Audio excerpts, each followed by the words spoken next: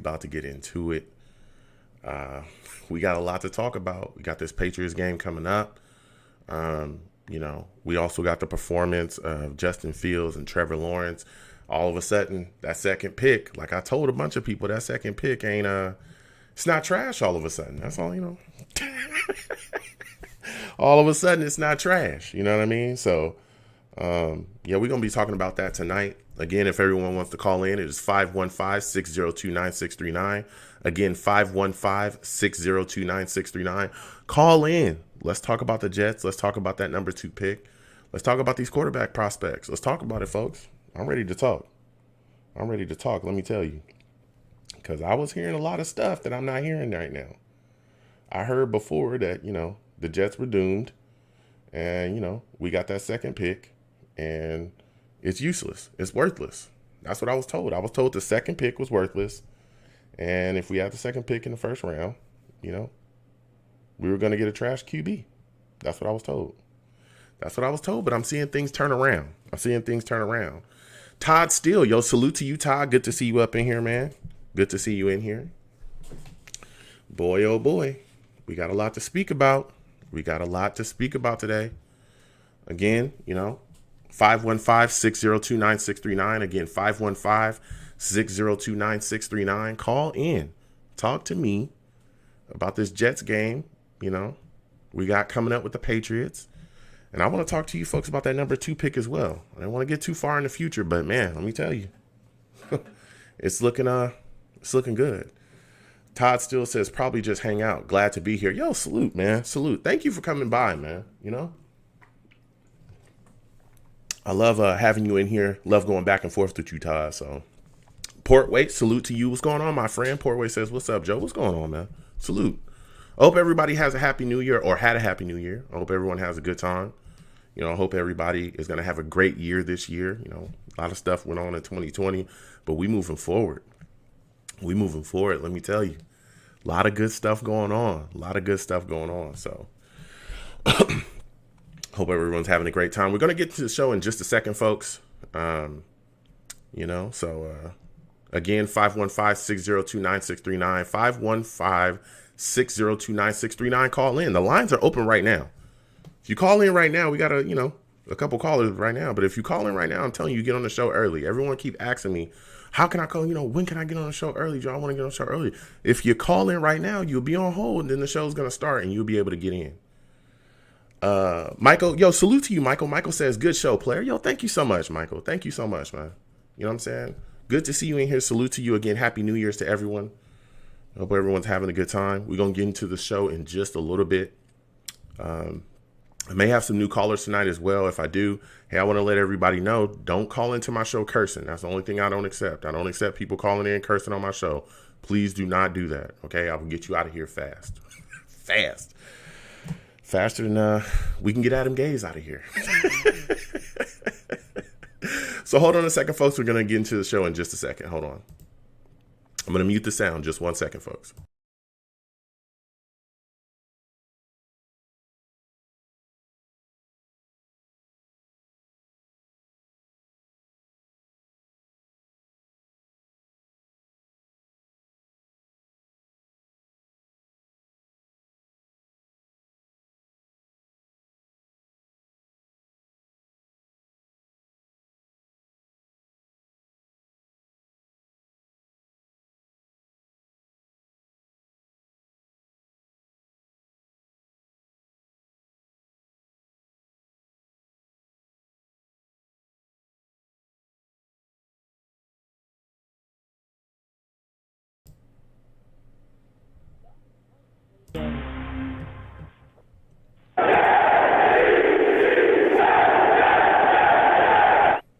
What's going on, folks?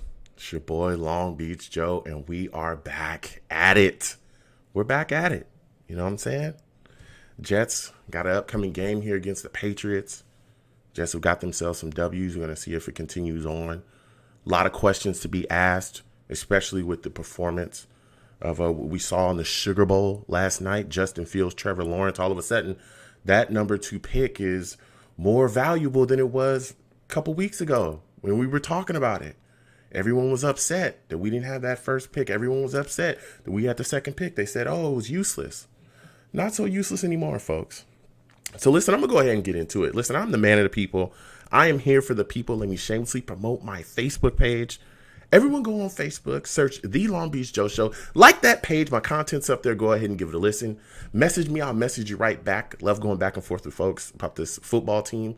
Also, leave me some feedback. I love hearing about what you folks think I do here on The Long Beach Joe Show. So without further ado, folks, let's go ahead and get into the show. I am fired up. I'm fired up. Also, everyone, I'm on iTunes as well as various other platforms. Please go to my iTunes, The Long Beach Joe Show. Go there, give me a 5-star rating, comment on my iTunes profile. Let me know what you folks think about the show on there as well.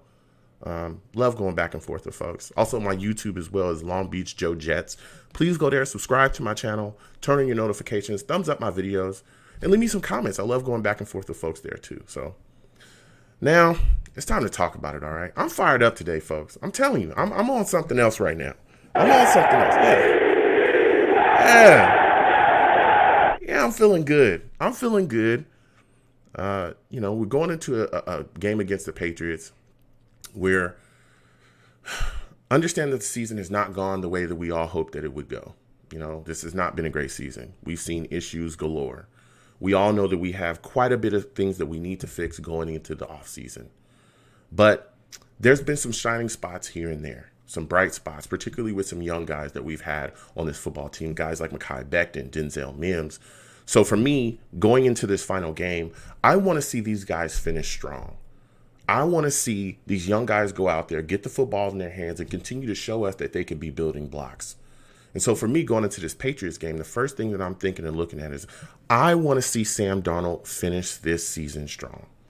I know that some are ready to move on from him. I know that some still have questions about him, justifiably so. I know that some think that he could be the future, but there's other things out there that are, other quarterbacks out there, other options that we may have that are kind of wavering, having them waver on their takes, or maybe they're feeling they're being pulled in a certain direction. But I want to see Sam Darnold go out there and just look solid. Go out there, finish the season strong, throw some solid TDs, get some good yardage to really just end the season on a good note. That's what I want to see from Sam Darnold.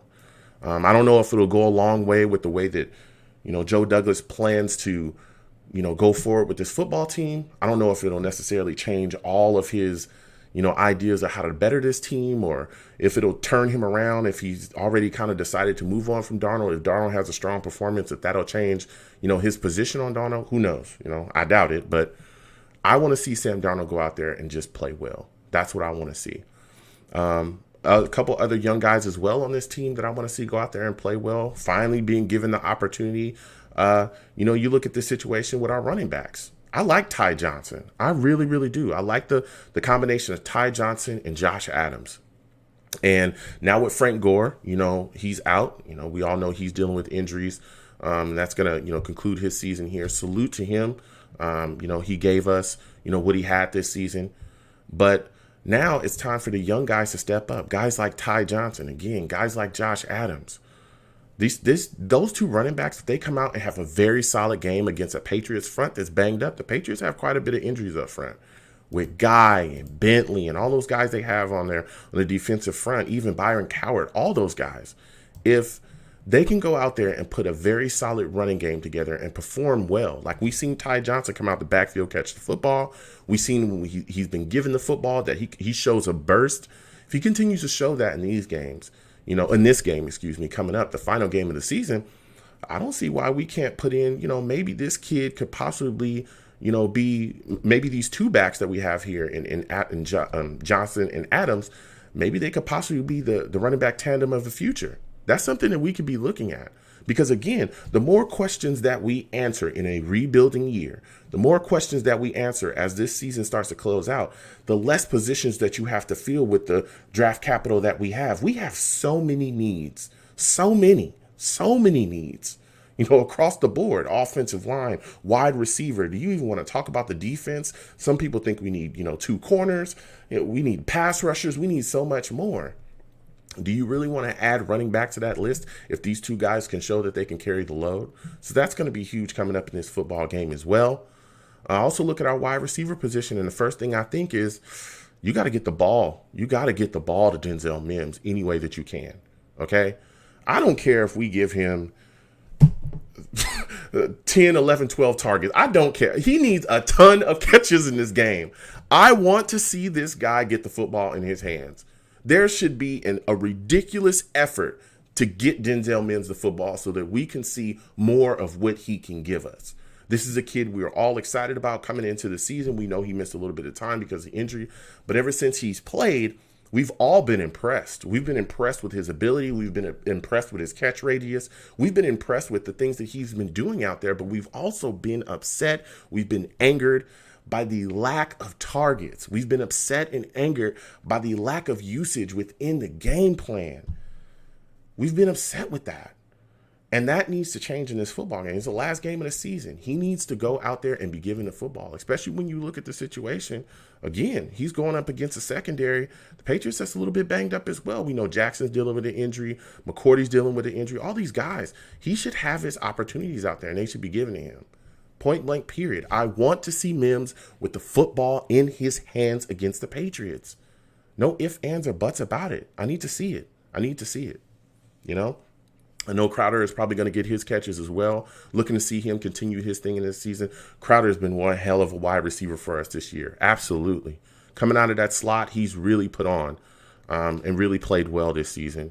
Another guy that some people are talking about is Chris Herndon. I know that there's a lot of people that's looked at Chris Herndon and they've said he's been very up and down. I've been one of those guys. I'm not in the Herndon hive. I'll tell you right now, I've been getting attacked on a weekly basis by those people. A weekly basis. I've had somebody that loves Chris Herndon hitting me up saying, Joe, give this guy a chance. Joe, I'm telling you, Chris Herndon, he's going to turn it around. I think look, Chris Herndon's got to show us something. All right. And I know he's made some plays, particularly these past couple games, but he's got to continue to show that, man, because far too often he's a no-show or he's injured and he's not playing or he's dropping footballs or he's fumbling. I need to see that. So he's a guy that definitely needs to close out this season with a strong performance, because if it's up to me, his ass ain't going to be here. Not next year. No, sir. Not me. I'm not dealing with Chris Herndon. I'm not. I will also look to see our offensive line, step up as well in this football game. We all know we've had issues with protection throughout the season. Goodness gracious. There's been such a mishmash in the offensive line. So many guys playing, so many guys out. We've had issues with our guards, from Lewis to all these guys going in and out with Van Roten, being injured and all this just things going awry. I need to see our offensive line play well. One of the stout sticking points on our line that has played well, though, is Mekhi Becton. He's been out there.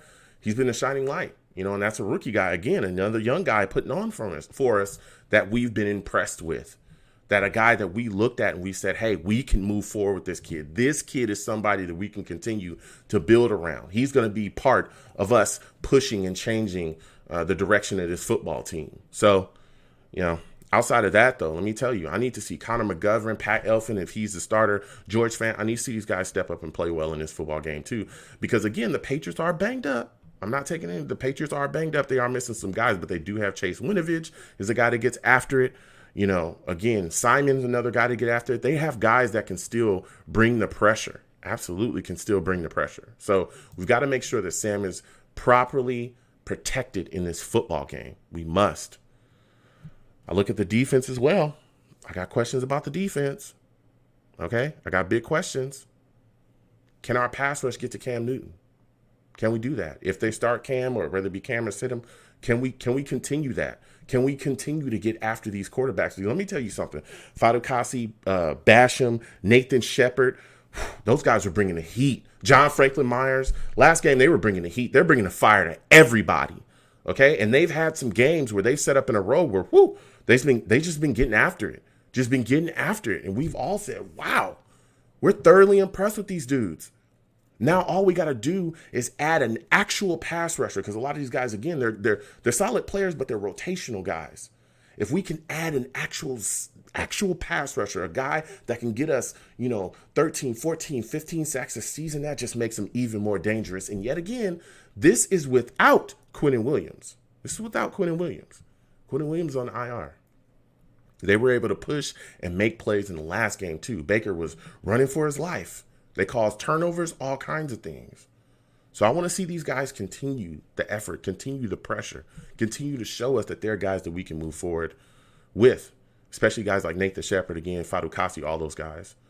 Neville Hewitt, the linebacking core, I think will be tested as well in this game against the Patriots, particularly with the backs coming out the backfield, with White and Sony Michel. So we got to be careful about that. I'm also concerned about our secondary too.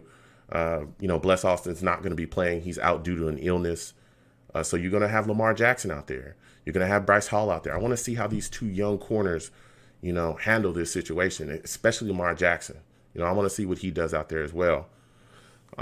We've also waived Sam Ficken. We've waived him. So we're looking at our kicker that we had brought in, McLaughlin. We're going to see what he gives us. Ficken, that guy was up and down with his kicks. So we'll see, what he brings to the table. So the Jets have a lot to be talking about going into this game against the Patriots. And we're also going to talk tonight about this number 2 pick too. Because let me tell you something, that Sugar Bowl changed a lot of things around. It changed a lot. So we're going to get to the callers, man. We're going to get to these callers. Salute to everybody. I'm also going to talk to the Savages in the chat. Salute to everybody. If this is your first time watching me or listening to me, off of Blog Talk Radio. Also live stream during my show. So I call my chat the Savages. Why? Because they're savage. Nobody is safe out here. Not even me. Nobody's safe. They get after me. So, if you in the chat, I'll definitely talk to you if you're talking to me. But I want to get to the callers, man. I got to get to these callers. A lot to talk about. I'm going to go to my guy, Elias, man. My guy, Elias, is on the line. Elias, how are you doing today, my friend? Happy New Year's to you. I want to thank you for calling into the show. First question I want to talk to you before we start talking about Fields and Lawrence. What are your thoughts about Sam Darnold going into this football game against the Patriots? Yo, Joe, how you doing, man? I'm all right. How are you, my friend? Hey, man, not an issue. I don't know why I never bothered to correct this. My name's actually pronounced Elias. Elias, don't worry about it. My bad, Elias. I'm sorry. Don't worry about it. Yeah, go ahead. I'm sorry, Elias. I don't know why I never bothered to correct. I'm so used to it. No worries, man. I'm super used to it. But, yeah, man, as much as it probably sucks to say Sam's a goner after this game. You can't go without taking a quarterback, especially with having a high pick like this. I like him, but, man, Fields last night, and I'm a big Wilson guy too, you don't know, how I used to think, you could draft the quarterback next year, but you don't know whether, you're going to be in position where you don't have to trade up for a quarterback. Man, I think Miami should draft a quarterback because they're not going to be drafting third overall, and I'm not a big fan of their Tua, but anyways, I feel like if you're that high, if you're high enough like that, I feel like you got to take the opportunity, and, yeah, we give Sam the 32nd offense in the league, but he's been a part of the 32nd offense in the league, so he's definitely part of the problem too. I'm just ready to move on, and I don't know if and I'm seeing what Fields did last night. I'd be totally down rolling with him, but I like Sam. I want to move on with someone else. Okay, look, and I hear you, Elias, and I respect everybody's take, but when you say that Sam's part of the 32nd offense, he's part of the problem. I mean, aren't you just kind of blaming him for not being able to block for himself or catch the footballs that he throws? Don't you think that's kind of tough to say? No. Go ahead. No, but he's definitely it's definitely some of it is on him though. You can't just say, with a better supporting cast, he'd be the best quarterback in the league. There's times where he has wide open receivers and he doesn't see them or he misses them, or he has a clean pocket and he still makes dumb errors or something. So. I get what you're saying. He can't block for himself. He can't catch the ball for himself. That would be interesting to see, someone do that. But, no, I get what you're saying. Yeah, that's all I'm saying. But even sticking with, because, again, you immediately want to talk about, the Fields and Lawrence stuff, and I hear you. I want to go there as well. And I understand, you looking at Fields and the performance that he put on, especially with him, the grit that he showed. The fact that he got hit in the ribs, he comes right back out with which some people even think his ribs are broken. He can barely breathe. He goes back out and just throws strikes. Doesn't let any of that affect him. And he put on a national platform, he's showing, hey, I got the toughness. Nothing's going to stop me. Nothing's going to hurt me. Now, I understand that you want to move on from Sam and you want Fields, but if the right team comes with a big time haul for the number 2 pick, are you passing that up? If a team comes to you and says, hey, we're willing to offer 2 first-round picks plus some more, Are you willing to move away from that to take Fields? Oh, for sure. Like I actually prefer Wilson. 2 first-round picks. Yeah, I'm not saying no. Like I'll take Wilson with 2 first-round picks. Hell, I'll roll with Sam with 2 first-round picks. Like 2 first-round picks is that's a so you're saying the pick this year and the pick next year? Yes. Yeah, I would do that. But, Okay, so 2 first-round picks plus yeah, a I little would bit more definitely will do that. move you off of your stance of moving away from Sam Darnold. It depends how far back I'm going too. Like this is how I think about it too. Like so, it looks like Miami's got the 3rd pick. They're probably going to take Sewell. So if you move back to 4, let's say I think Atlanta has 4. They come up to 2. They take Fields. You move back to 4 and get Zach Wilson plus another first-round pick. Mm-hmm. I would do that. Yeah. Okay. And where is Zach Wilson on your ranking of the quarterbacks? Because I know some people had him at number 2 before this game at the Sugar Bowl with Fields. Some people were saying, we love Wilson. The Jets should take Wilson at 2. Do you now have Fields above him? Where do you have, Wilson on your board? Yeah, man, I commented on your Instagram post earlier, I'm pretty sure. Honestly, I'm not a draft analyst. I'm not like a football guy. I kind of go off different physical traits I see and kind of articles, videos, reports. I honestly have them tied, man. I see a ton of good traits with both of them. I see good pocket presence, great arms, good raw physical traits. So I honestly have a tie. I would be fine with either of them. Mm-hmm. So they just kind of have. For me, I have Lawrence ahead of them just because he's better at a lot of areas than them. But I like both of them a lot. I'd be totally fine with both of them. Okay. Now to kind of move on from that a little bit, because I want to get back into this game just slightly a bit, with the Patriots. When you look at the situation with our running backs, I'm very, intrigued to see what Ty Johnson and Josh Adams are going to give us in this football game, because I think that these 2 guys could be the back tandem of the future for us. What are your thoughts about them, and what are your thoughts about, them having a solid performance? What do you think that it could do for them, going forward, as far as sticking and being a part of the future of this football team? Yeah, man, I really want to see Josh Adams get more playing because he hasn't really gotten much, but he's shown flashes throughout his career. I know he had a good couple little stretch with the Eagles a few years ago, and I know kind of came over as a Douglas guy. Mm-hmm. But yeah, I'm interested to see him. If you're carrying around 4, if you're carrying a 4 running back, on your 53, some of them play on special teams. You can keep these 2 guys from P. Ryan, either draft, running back in maybe the 3rd round. I'm not, crazy about taking one in the 2nd or the 1st. Or you sign a cheap running back, I don't know if you're familiar with him, Jamal Williams from the Packers. I'm not signing Aaron Jones or someone who's going to cost a ton of money. Despite how good he is, the Bell. I know Bell wasn't utilized well, but it was still a disaster. Mm-hmm. And even seeing him with the Chiefs now, he hasn't been unbelievable. He's just kind of his speed isn't where it used to be, but. I'd take, sign a cheap running back or draft one in the 3rd or 4th round and then just kind of have a rotation. So, yeah, I'm interested to see what Josh Adams and Ty Johnson, worst case, you keep one of them on a practice squad, something like that. But, yeah, hopefully then we don't have to, allocate too much resources to running back. Like I said, I don't want to spend a first-round pick on a running back. I think that's a waste, especially where our team is at right now. Yeah, absolutely. And that, I definitely wouldn't spend a first rounder on them, but I definitely think, if more answers that we have for positions on this football team, like you said, the less capital that we have to spend on those issues to continue to fix them.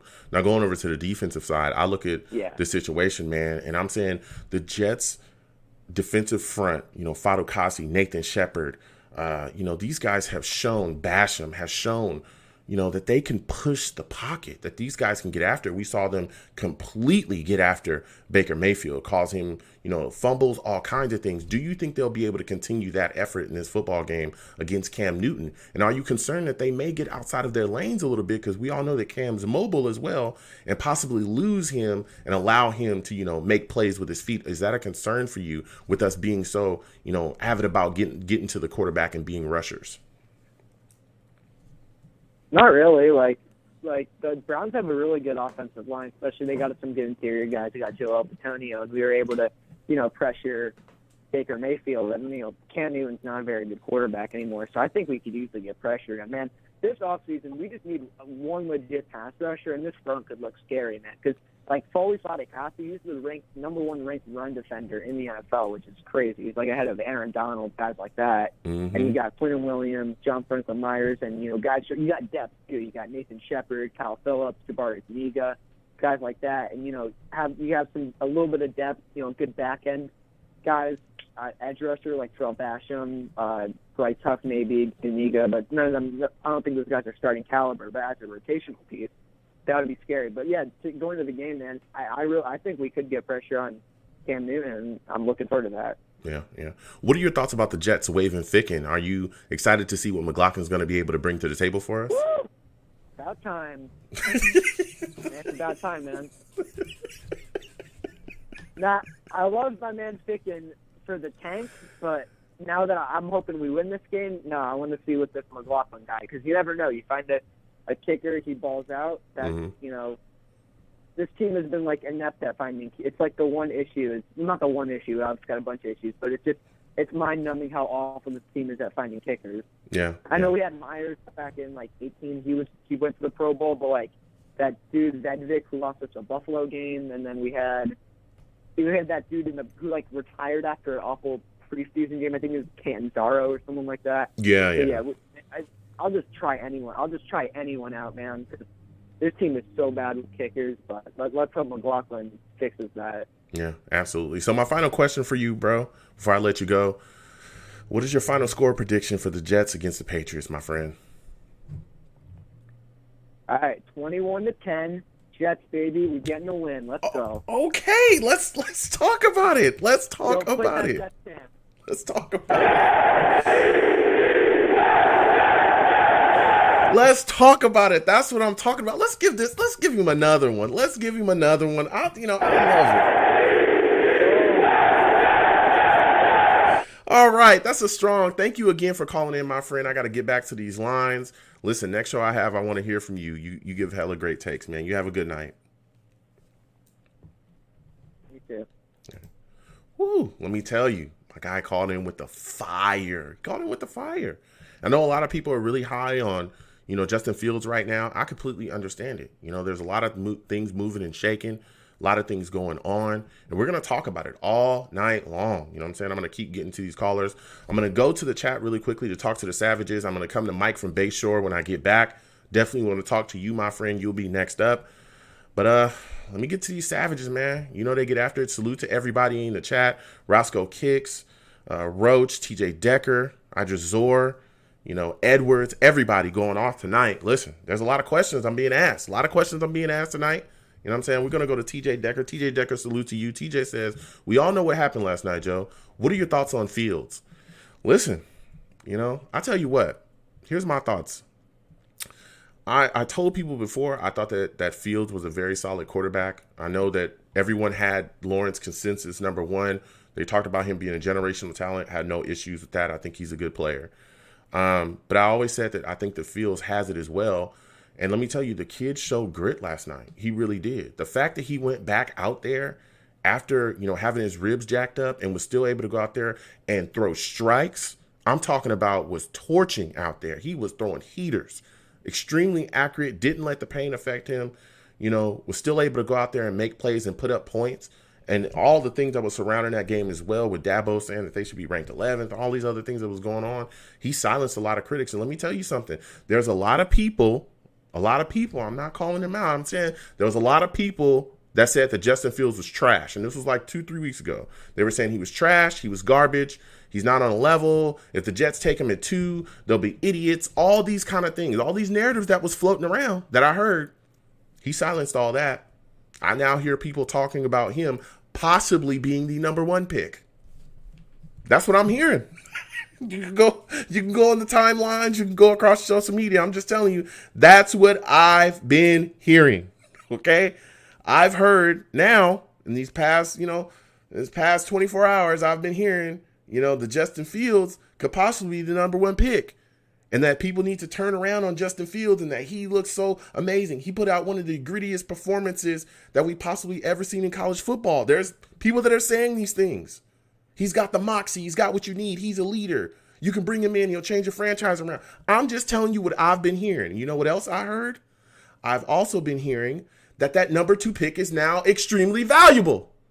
That's what I've been hearing. Before, when I was saying that, I was told that I should shut up because that's not true. That's a bad take. But now I'm hearing that number 2 pick is valuable.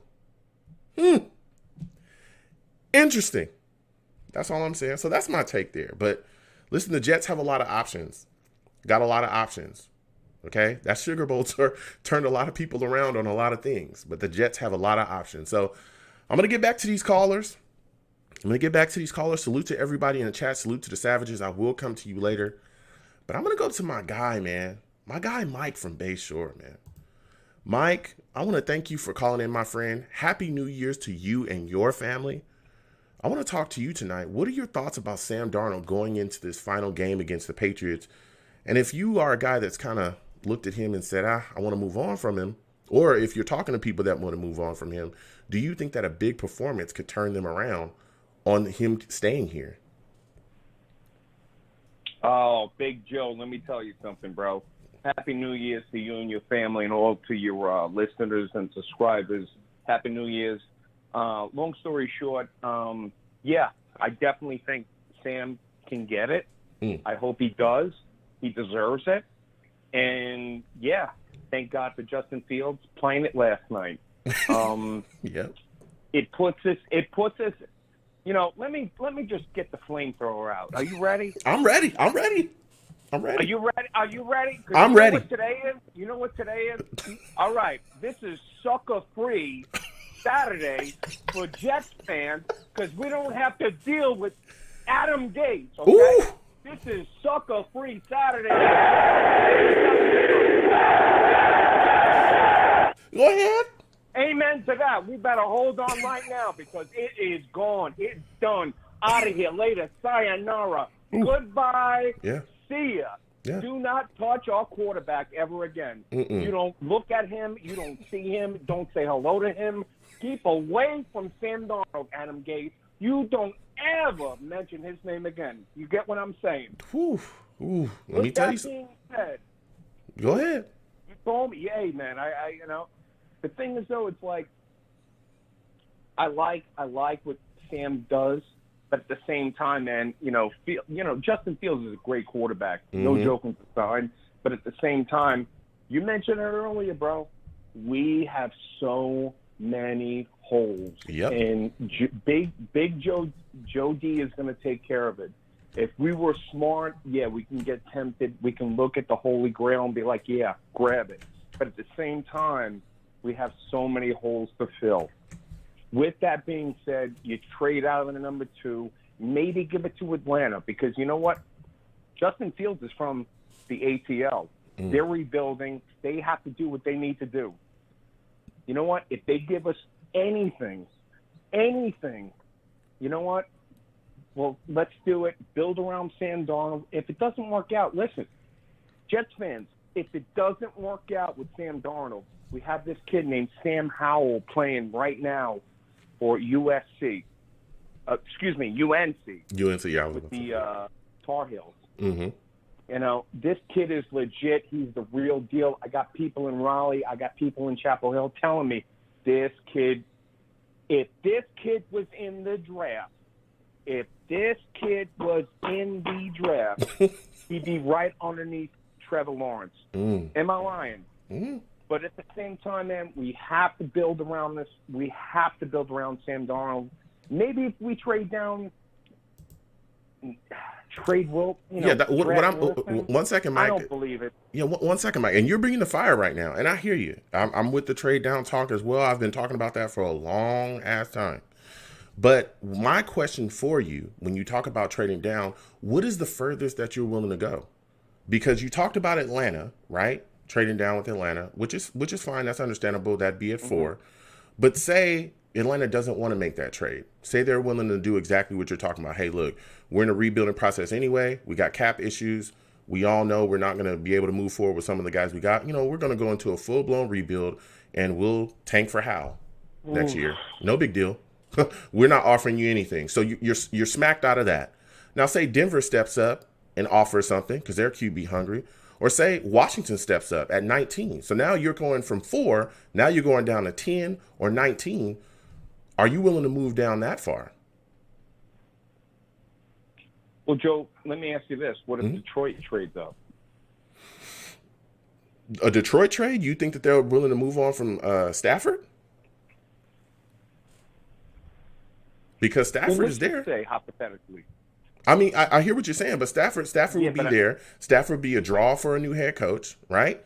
Because again, he's a guy that's put up numbers. Yes, he's in. He's going to be gone in a little bit, but he's still there. He's still a quarterback that can get it done in this league, right? We've seen him be successful still now, even with all the issues that they have, and they just got rid of Patricia. So to me, Stafford would be a staple there with Detroit. I would think that Denver would be a spot because they have issues there at quarterback. I would think that, everybody talks about New England, but I mean, New England could be a spot, but I doubt that they trade anything with us significantly to help us out. I doubt that. So that's why my door is closed there. But Washington, Chicago. We know that's not going to happen. Yeah, Washington, Chicago could be a spot. But again, Washington's at 19, Chicago's at 20, Denver's at 10. So if Atlanta's closing the door on that trade, then what do you do? Are you willing to move down to 10? That's what I'm asking you, Mike. Are you willing to move down to 10? Man, that's steep, bro. That's steep. Well, you brought up a good point, but yeah. I do not see Atlanta flinching on that because Arthur Blank is a businessman. He is. And the thing is, so Justin Fields is he's from Atlanta. Yeah. And I think they're moving on from Matt Ryan. They're moving on from Julio Jones. And to bring the young fans in, I mean, you would have to trade. If you trade down, you'd have to trade with Atlanta or Detroit. If you don't, that's an interesting question because what do we do?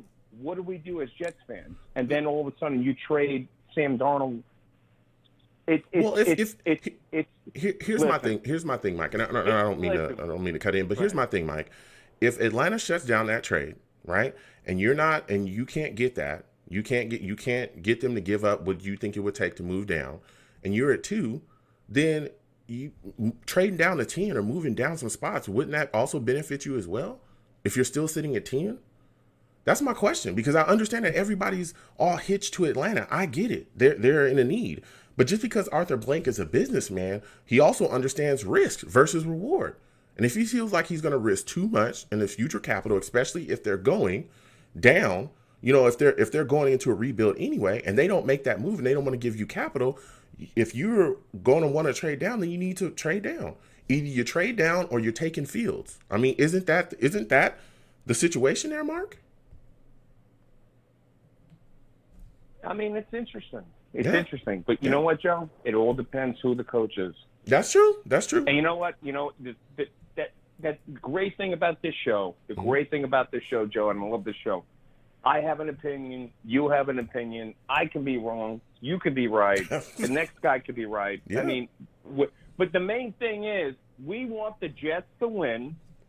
And bottom line, and Joe, let me tell you one thing. How did my man Najee Harris look last night? Boy, let me tell you something. And we're gonna keep going because I want to talk to you about this Patriots game too because we need to talk about the draft, right? Well, I got some. Listen. I got something for you too. Let me tell you something. Look, I know listen. I told you I wouldn't take a second back in the second round. I wouldn't do it. I still won't do it. But when he jumped over that boy,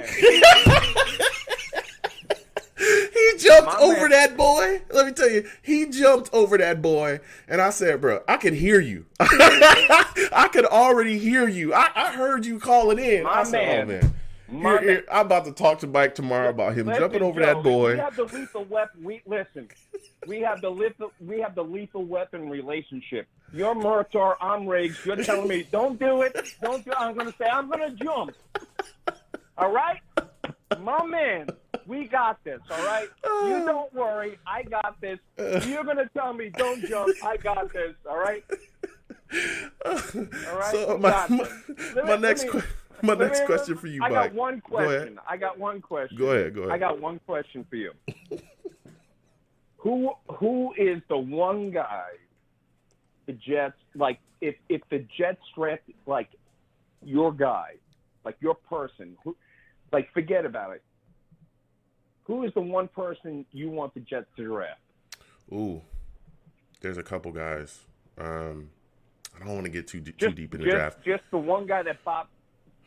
All right, I like the first 3 rounds. Ooh, I would love. I don't know if they'll take him in 2. I think we could get him below 2, but I love that tackle from Oregon. Oh man, I like that guy so much. Okay. I like him. All right. There's a couple other guys as well in this draft. There's a tackle from USC that I like too. There's a tackle from USC I like as well. There's some wide receivers that are coming out too. Smith, I like him too. So there are some guys that are in the draft. And you know, I'll continue to talk about those guys as we go more in depth with the draft talk. But there's some guys out there. There's a couple guys that I really, really like that I think would benefit us as a football team. I'm making a bet with you right here. So let's check this. No. You know, you told me to bring the fire. I brought the flamethrower. Okay. We don't play around in Suffolk County. All right. We don't play around in Suffolk County. I don't know what you guys do in Nassau County. I mean, I played 2 years at Nassau football. All right. I don't play around. Okay. Let me tell you. Okay. So let me tell you, man. I brought the flamethrower. If the Jets draft Najee Harris, you're going to buy me that jersey. If the Jets draft, I'm not going to say the Oregon tackle because that's not going to happen because Miami's going to draft him. Yeah. You give me another player, I'll give you. I don't know. Well, I'll tell you what. Mike. We'll talk about this. Let me think about that. All right, because there's a lot to be to put on the line there. But I want to keep going. I want to keep going to this game because we got quite a bit of callers. But one of my last question I'm going to ask you is: I look at this situation going into this Patriots game. There's a lot of young guys that I want to see perform well, right? And I look at the situation with Mims right now. He's a guy that we all think could be extremely effective when given the football, but he needs to get the football in his hands. How many targets do you think he'll get in this football game? And how important is it to get him, you know, to be a big part of this game plan against the Patriots in the final game? Well, I think it's very important because obviously it's a job interview for everybody tomorrow. I hope he gets at least 8 to 9. That's maybe on the high end. Mm-hmm. But at the same time, I think Mims is legit. Yeah. I really respect him. I like Bryce Hall. I think Bryce Hall, you have to understand, Bryce Hall 2 years ago playing at Virginia, okay, I went to NC State. Bryce Hall was a legit, if not top 3 or top 5 corner before he got hurt. And same thing with Blessed Austin. So these guys are all going to do like their audition, if not say their interview. And these guys need to play hard, and they need to play hard real bad. I mean, like nobody's business. Yeah. So I really trust in it. I really hope the Jets pull it off and do it at Gillette. It's always a pleasure, man, to do it in Gillette. Yeah. And we haven't done that. So satisfying since 2010. Santana Moss, how you doing? But you know what, Joe? Great show, bro. Keep it up, man. Absolutely. We'll talk about that bet. Before I let you go, though, Mike, and again, thank you for calling in, give me your final score prediction for the Jets-Patriots.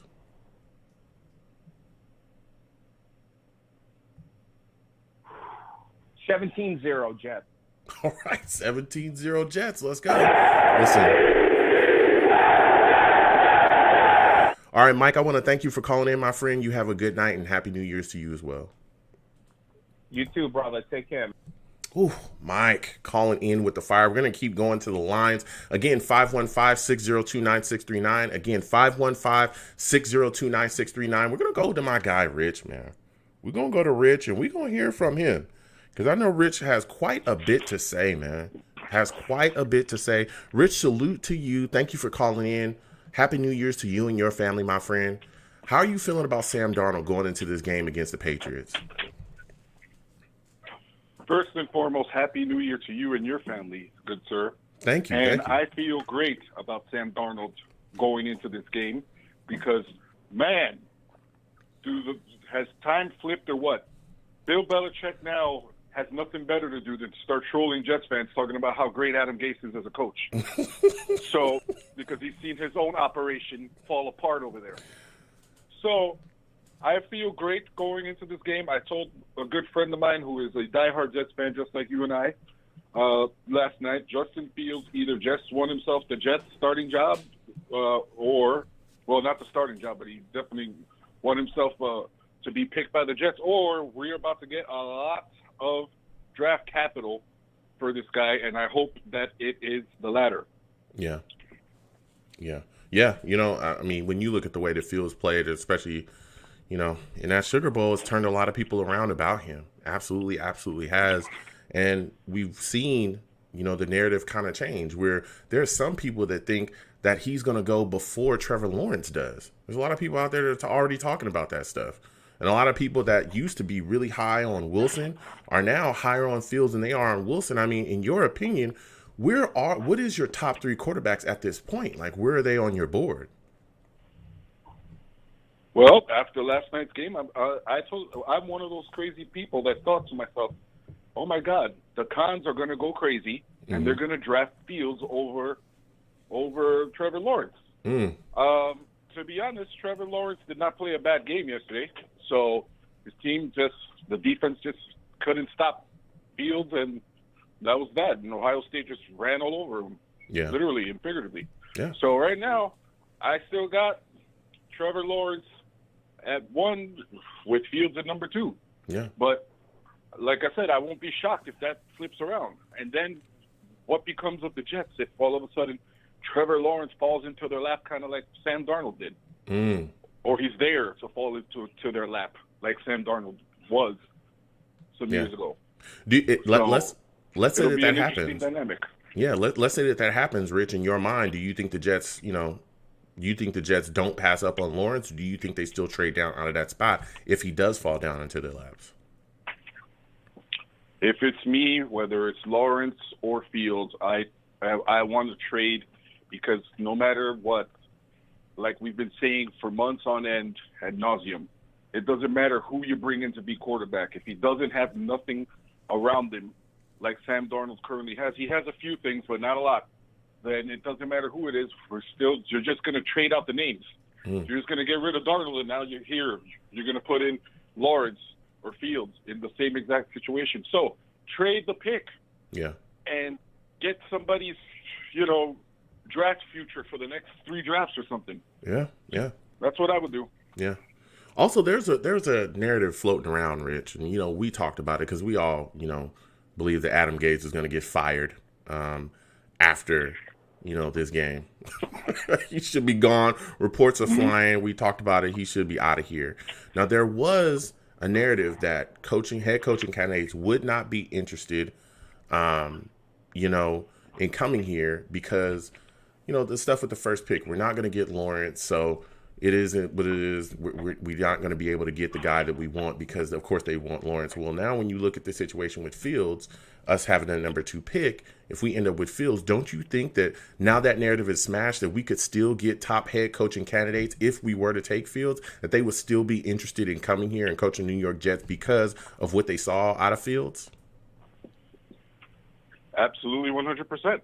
I mean, any top coach right now, if they're not drooling, thinking to themselves, right now, I could go to the biggest market, one of the biggest markets, and go over there and take this nice young raw quarterback, and us together, we could take this franchise to their first championship. Well, not next season. I mean, that sounds like I'm some delusional Cowboys fan.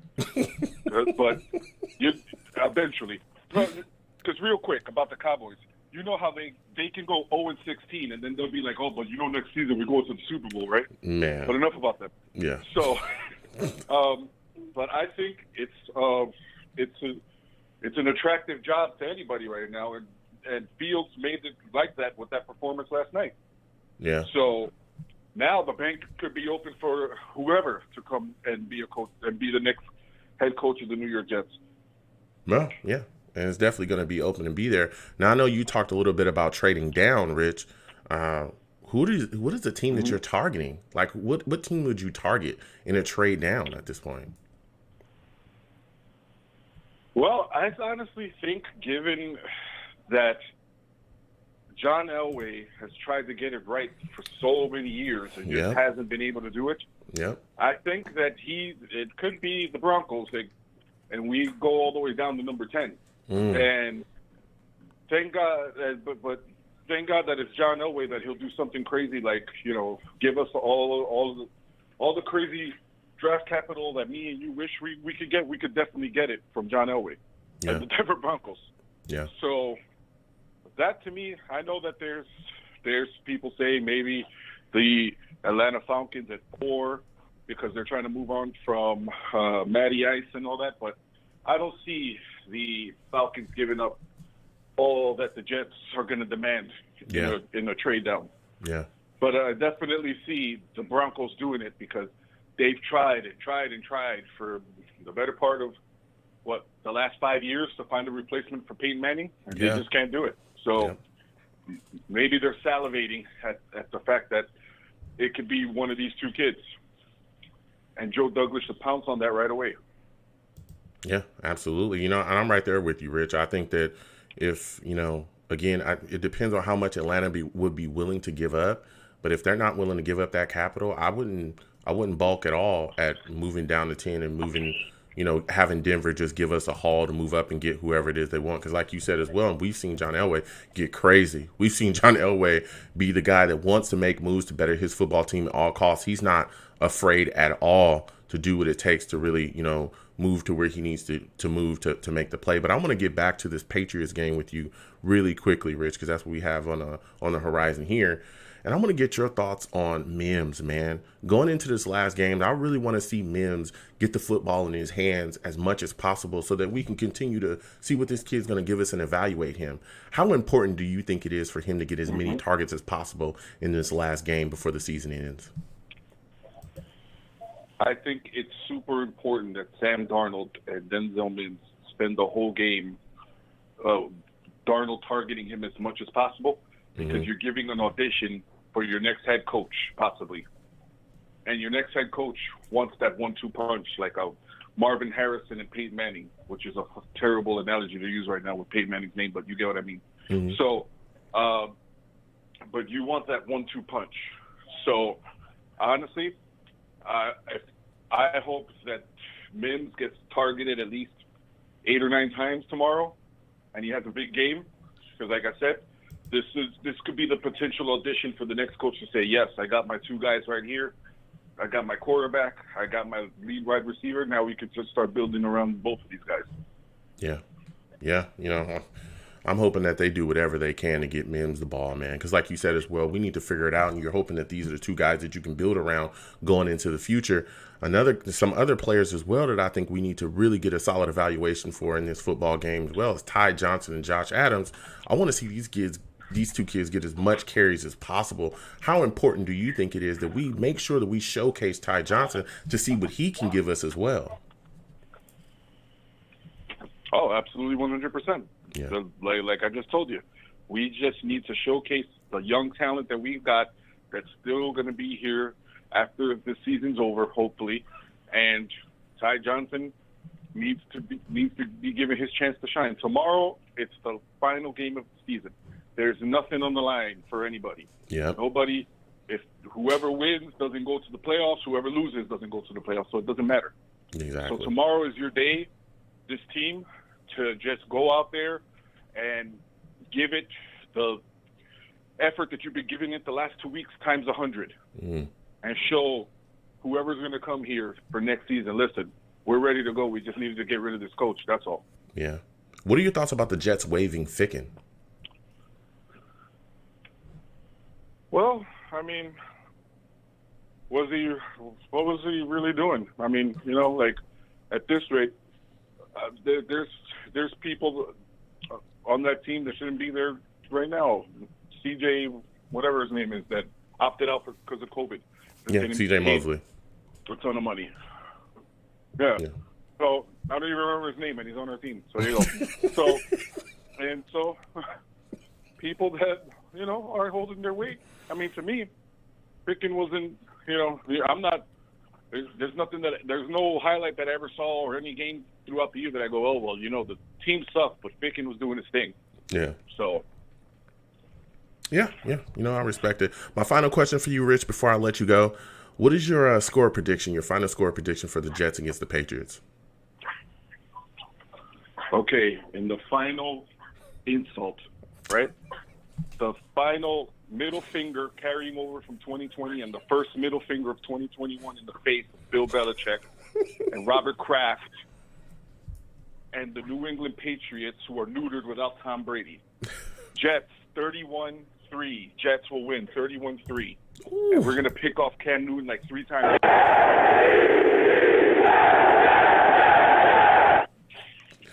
Rich, That 31 is my to prediction. Okay, 31-3. Salute to you, Rich. Happy New Year's to you and your family, man. Thank you for calling in. You have a good night. You have a good night too, Joe. Happy New Year, and let's go Jets. Go Jets. That's what I'm talking about. Listen, go Jets, man. Listen. It's time to talk, man. It's time to talk. I'm going to keep hitting these lines. We're going to keep going to these lines. I'm going to go to, the Savages really quickly. Salute to everybody in the chat that's going off right now. Again, if this is your first time watching me or listening to me, I call my chat the Savages. Why? Because they're savage. Nobody's safe out here, okay? And they go off, and I talk to them, and I go back and forth with them as well. So Venom G's in the chat. Yo, salute to you, Venom G's. Venom G says, I would move to 10 if they give their first round and their second round and their third. Yeah, there's a lot of options. I think a lot of people, and again, salute to Venom G's. There's a lot of options on the plate right now. And I think a lot of people are really zoned in and focused in, to Atlanta. But you also got to think maybe Atlanta doesn't want to give up that capital. You have to think about that. You have to think that maybe Atlanta looks at the situation and Arthur Blank sits back and goes, yeah, I like the kid. But at the same time, we're in a rebuild anyway. We've got quite a bit of issues. We're going to have to trade away talent. If we have to, get rid because we have cap stuff, we have all this stuff going on, why not get rid of, why not just tank the next year anyway? Because we're going to be bad. So why not just be bad and get our picks, have one of the highest picks, and then take a quarterback that year? That's an idea that they could have. And you have to be prepared for that. I think a lot of people zoned in on Atlanta, and they're not thinking about other places as well. So we gotta continue to look. So salute to everybody again, all the Savages. Salute to Jake Klein. Good to see you in here, my friend. And everybody that's watching, if you're on YouTube or wherever you're at, please give me a thumbs up. Please subscribe to my stream and turn on those notifications. Again, everybody, you can call in. We're talking tonight. We're talking Jets. We're talking everything. 515-602-9639. Again, 515-602-9639. Call in and talk to me. Call in and talk to me. We're talking Jets. We're talking Justin Fields. We're talking Trevor Lawrence. We're talking Sugar Bowl. We're talking it all right? Jets number 2 pick, everything. So we got a caller. We're going to get back to these lines.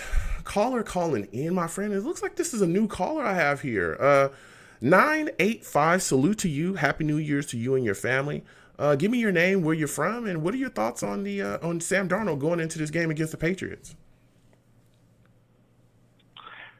Hey, Joe. Toby from Louisiana. What's going on, my friend? I think Sam... I'm fine. You? I'm all right. So what are your thoughts on Sam Darnold going into this game? I think Sam will have an okay game. Okay. He might have it in his head that he won't be the QB next year. I believe that'll happen, so he might kind of screw up a little bit. Okay. With nervousness. Mm-hmm. I want to talk about the number 2 pick, though. Okay, go ahead. What are your thoughts about the number 2 pick? Are you a guy that's interested in Fields, or are you looking to trade down? Well, actually, I think Trevor will be there. Wow, okay. And I believe we could still get him if we trade down. What? Wait a minute. Okay, Toby is bringing the fire right now. Okay, I just want to, This is a take. Okay. Toby's bringing his take right now. I want to hear it. I want to respect it. So you're telling me you think that we could get Trevor Lawrence even if we trade down in this draft? Yes. Where exactly do you think he will fall at this point? 3 to us. So you think we trade down to 3 and we'll still be able to get Trevor Lawrence? We trade with Miami. That's the only trade we will do. If Houston could hold that 3 spot for Miami, we trade down with Miami because we know that Miami will not trade with anyone if they're taking Sewell because they want to get Sewell before Cincinnati. So Cincinnati would have to jump Miami. If Miami has 2, who's going to get the spot? Miami isn't taking the quarterback, so we trade back 1 and get Trevor. And Okay. Look, I hear your take. I don't know, if we would actually do that or if it works out there. I mean, I look at this situation because if you trade out with Miami and Trevor Lawrence is sitting there, they could end up trading to a QB needy team, especially if Trevor Lawrence is there. This is a guy that people talked about being a generational talent. I mean, am I lying? No.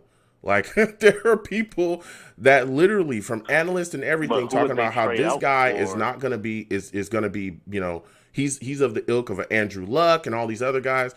I just don't see how, if Trevor Lawrence is there, that we'll trade out with Miami and allow them to take whoever. Why would they trade up if they know, hey, we're a QB needy team anyway?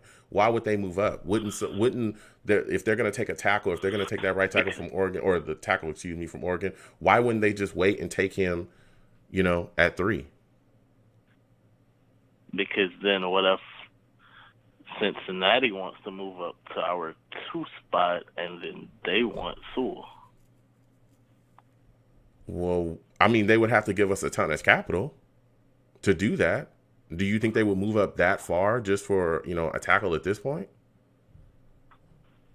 Well, both of them have horrible lines at this moment, and they definitely need the help, especially Cincinnati. So I feel they would get desperate enough too at that point.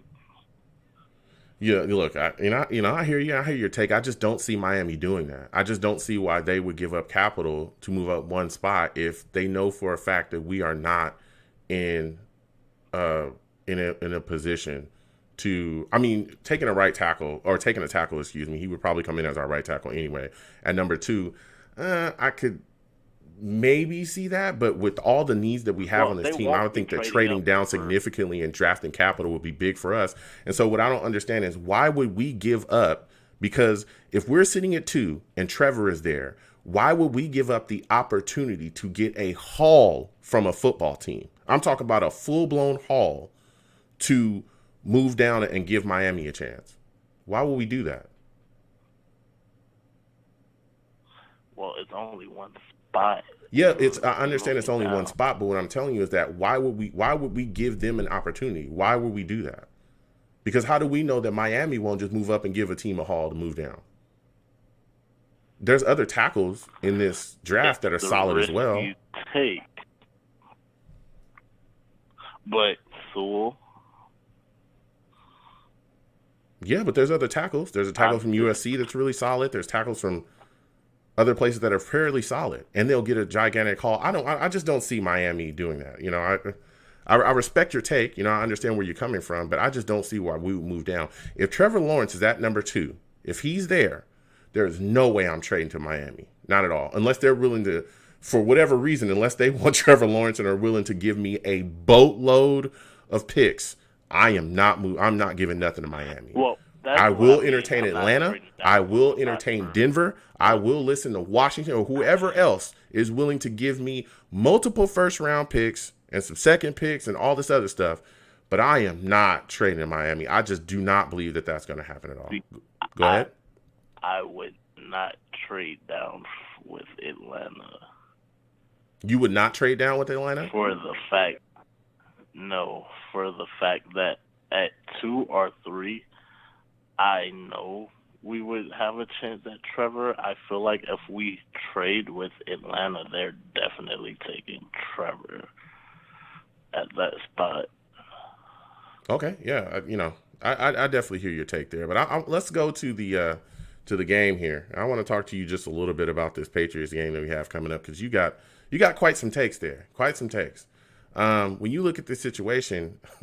And you're looking at the Jets right now going into this game. Mims, I think, is a guy that definitely needs to get quite a bit of targets. What are your thoughts about him going into this game? And do you think the Jets should, definitely make sure that he's well fed in this football game to see what he has?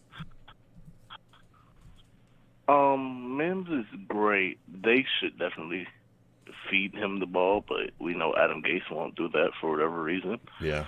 He probably won't feed Ty Johnson and Josh Adams, even though they're our only two running backs for this game. Mm-hmm. He'll find some way to get it to someone else. Don't know who, but it's Gase. And this is his last hurrah from what we see on social media and everywhere. So yeah. Look, I hear you. So my final question for you is, what is your final score prediction for the Jets-Patriots game? 16-7 Jets. 16-7 Jets. All right, that's what I'm talking about, Toby. That's what I'm talking about. Listen, man, I'm going to let you go because I got to keep going to these lines. You have a good night, my friend, and Happy New Year's to you and your family. You also. All right, have a good one. Ooh, Toby calling in. Listen, I respect everybody's take. I want to make sure I let people know that, okay? But if Trevor Lawrence is sitting there too, there is no way. There's no way I'm trading down to Miami. There's no way. There's no way. Unless they're willing to give me like multiple first round picks, right? Unless they're willing to give me, I'm talking everything. There is no way that I am giving up the chance to get a haul. Okay. And hell, we might as well take Trevor ourselves. Everybody knows I'm a Sam guy. I think we should build around him. But, dude, if Trevor Lawrence is there, you either you're going to take him or you're going to trade down. Either you're going to take him or you're going to trade down. You're not trading down to Miami. You're going to trade down the board. You're either giving them, you're either going with Atlanta or you're going, down to Denver at 10, or you're doing something else. You are not giving Miami a chance for, some chump change. I'm not giving them an opportunity. Not at all. Especially when, Miami is a divisional opponent and they could end up backdooring you. Get up out of here, man. I can't get with that take, but I respect Toby and I want to thank him for calling in. Whoa. That was a blast take right there. Whew, he came in with the double barrel. Whoa. So salute to him. I'll get back to these callers. Whew. That really put me in the spin cycle. I want to get to these to the savages, savages in the chat. Woo. Savages in the chat. Tony in the chat. Salute to you, Tony. Tony says, do you see the Falcons trading up to number 2? Actually, yes, I do. Yes, I could see the Falcons trading up and giving us the correct capital. I think that, again, with Matt Ryan, all the things they have going on over there, they could end up, wanting to move on from him and really seeing, kind of the writing on the wall that they need to start that rebuild, and, getting a good young quarterback could really do that for them. And they're fairly close. They're closer than Denver and all these other places, all these other teams that, I think would be QB hungry. So I think that giving up a little bit of capital for them, maybe, again, you're talking about multiple first round picks, and then you're getting into the mid rounds too. I think that they would be interested. I don't know for sure if they would do it, but I think that they're definitely going to be one of the teams that's interested. We also see the report swirling as well. Salute to everybody. Angel Reed, talking about Doug Marrone being out as the Jaguars head coach, and that Urban Meyer is probably going to be the guy that's going to get in there. So I know a lot of people think that because Doug Marrone is going to be out in Jacksonville, that with with Urban Meyer sliding into that spot, he's probably going to want Fields. I know that's been swirling around for quite a bit. We'll see if that happens. But hey, if that happens, then maybe Trevor is sitting there at 2. And then, then the decision needs to be made.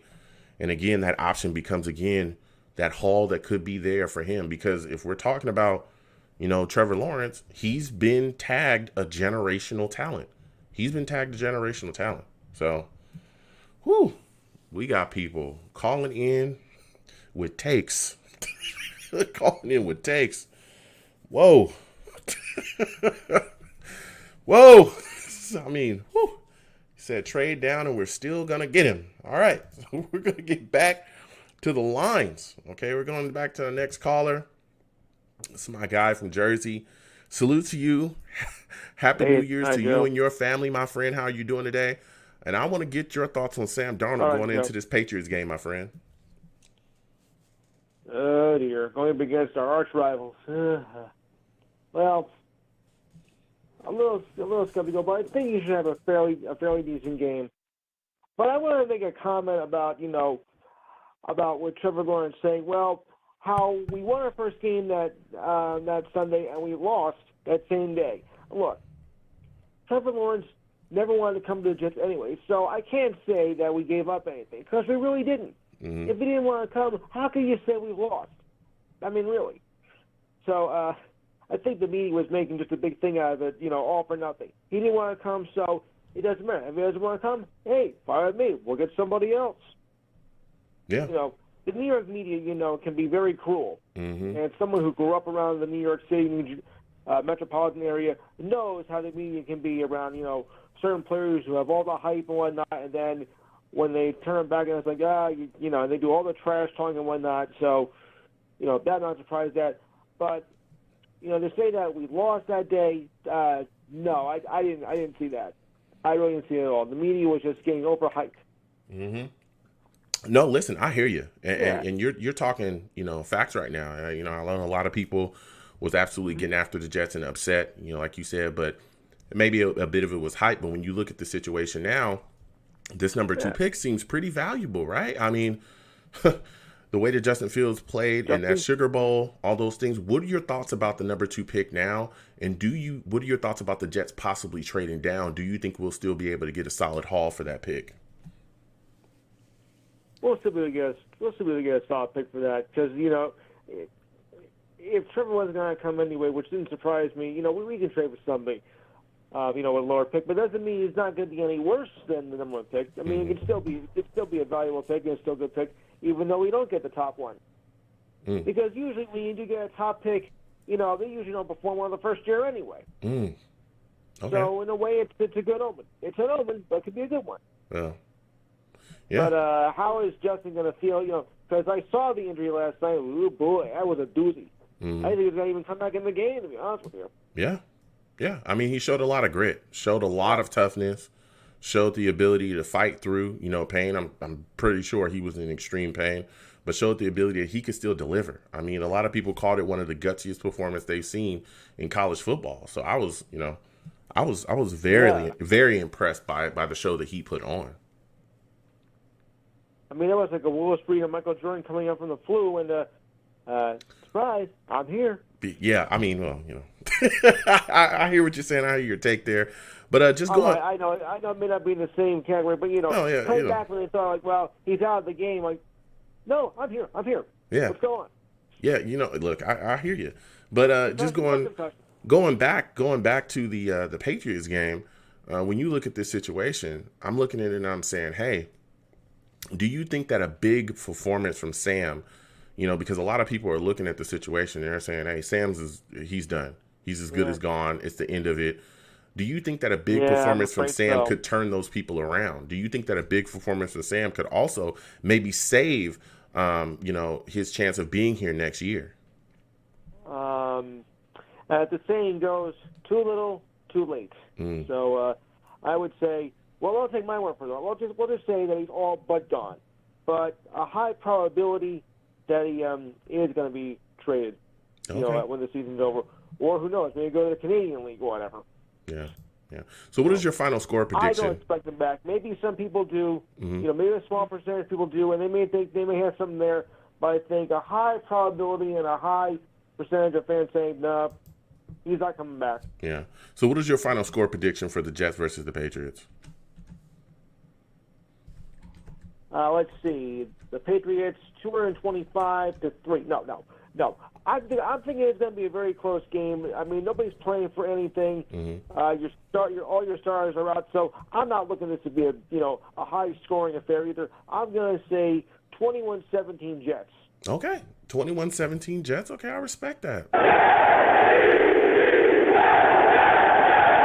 I respect that. Listen, man, I want to thank you for calling in tonight. You have a good night, and Happy New Year's to you and your family. Thank you, Joe. Hope to hear you again. All right, you have a good one.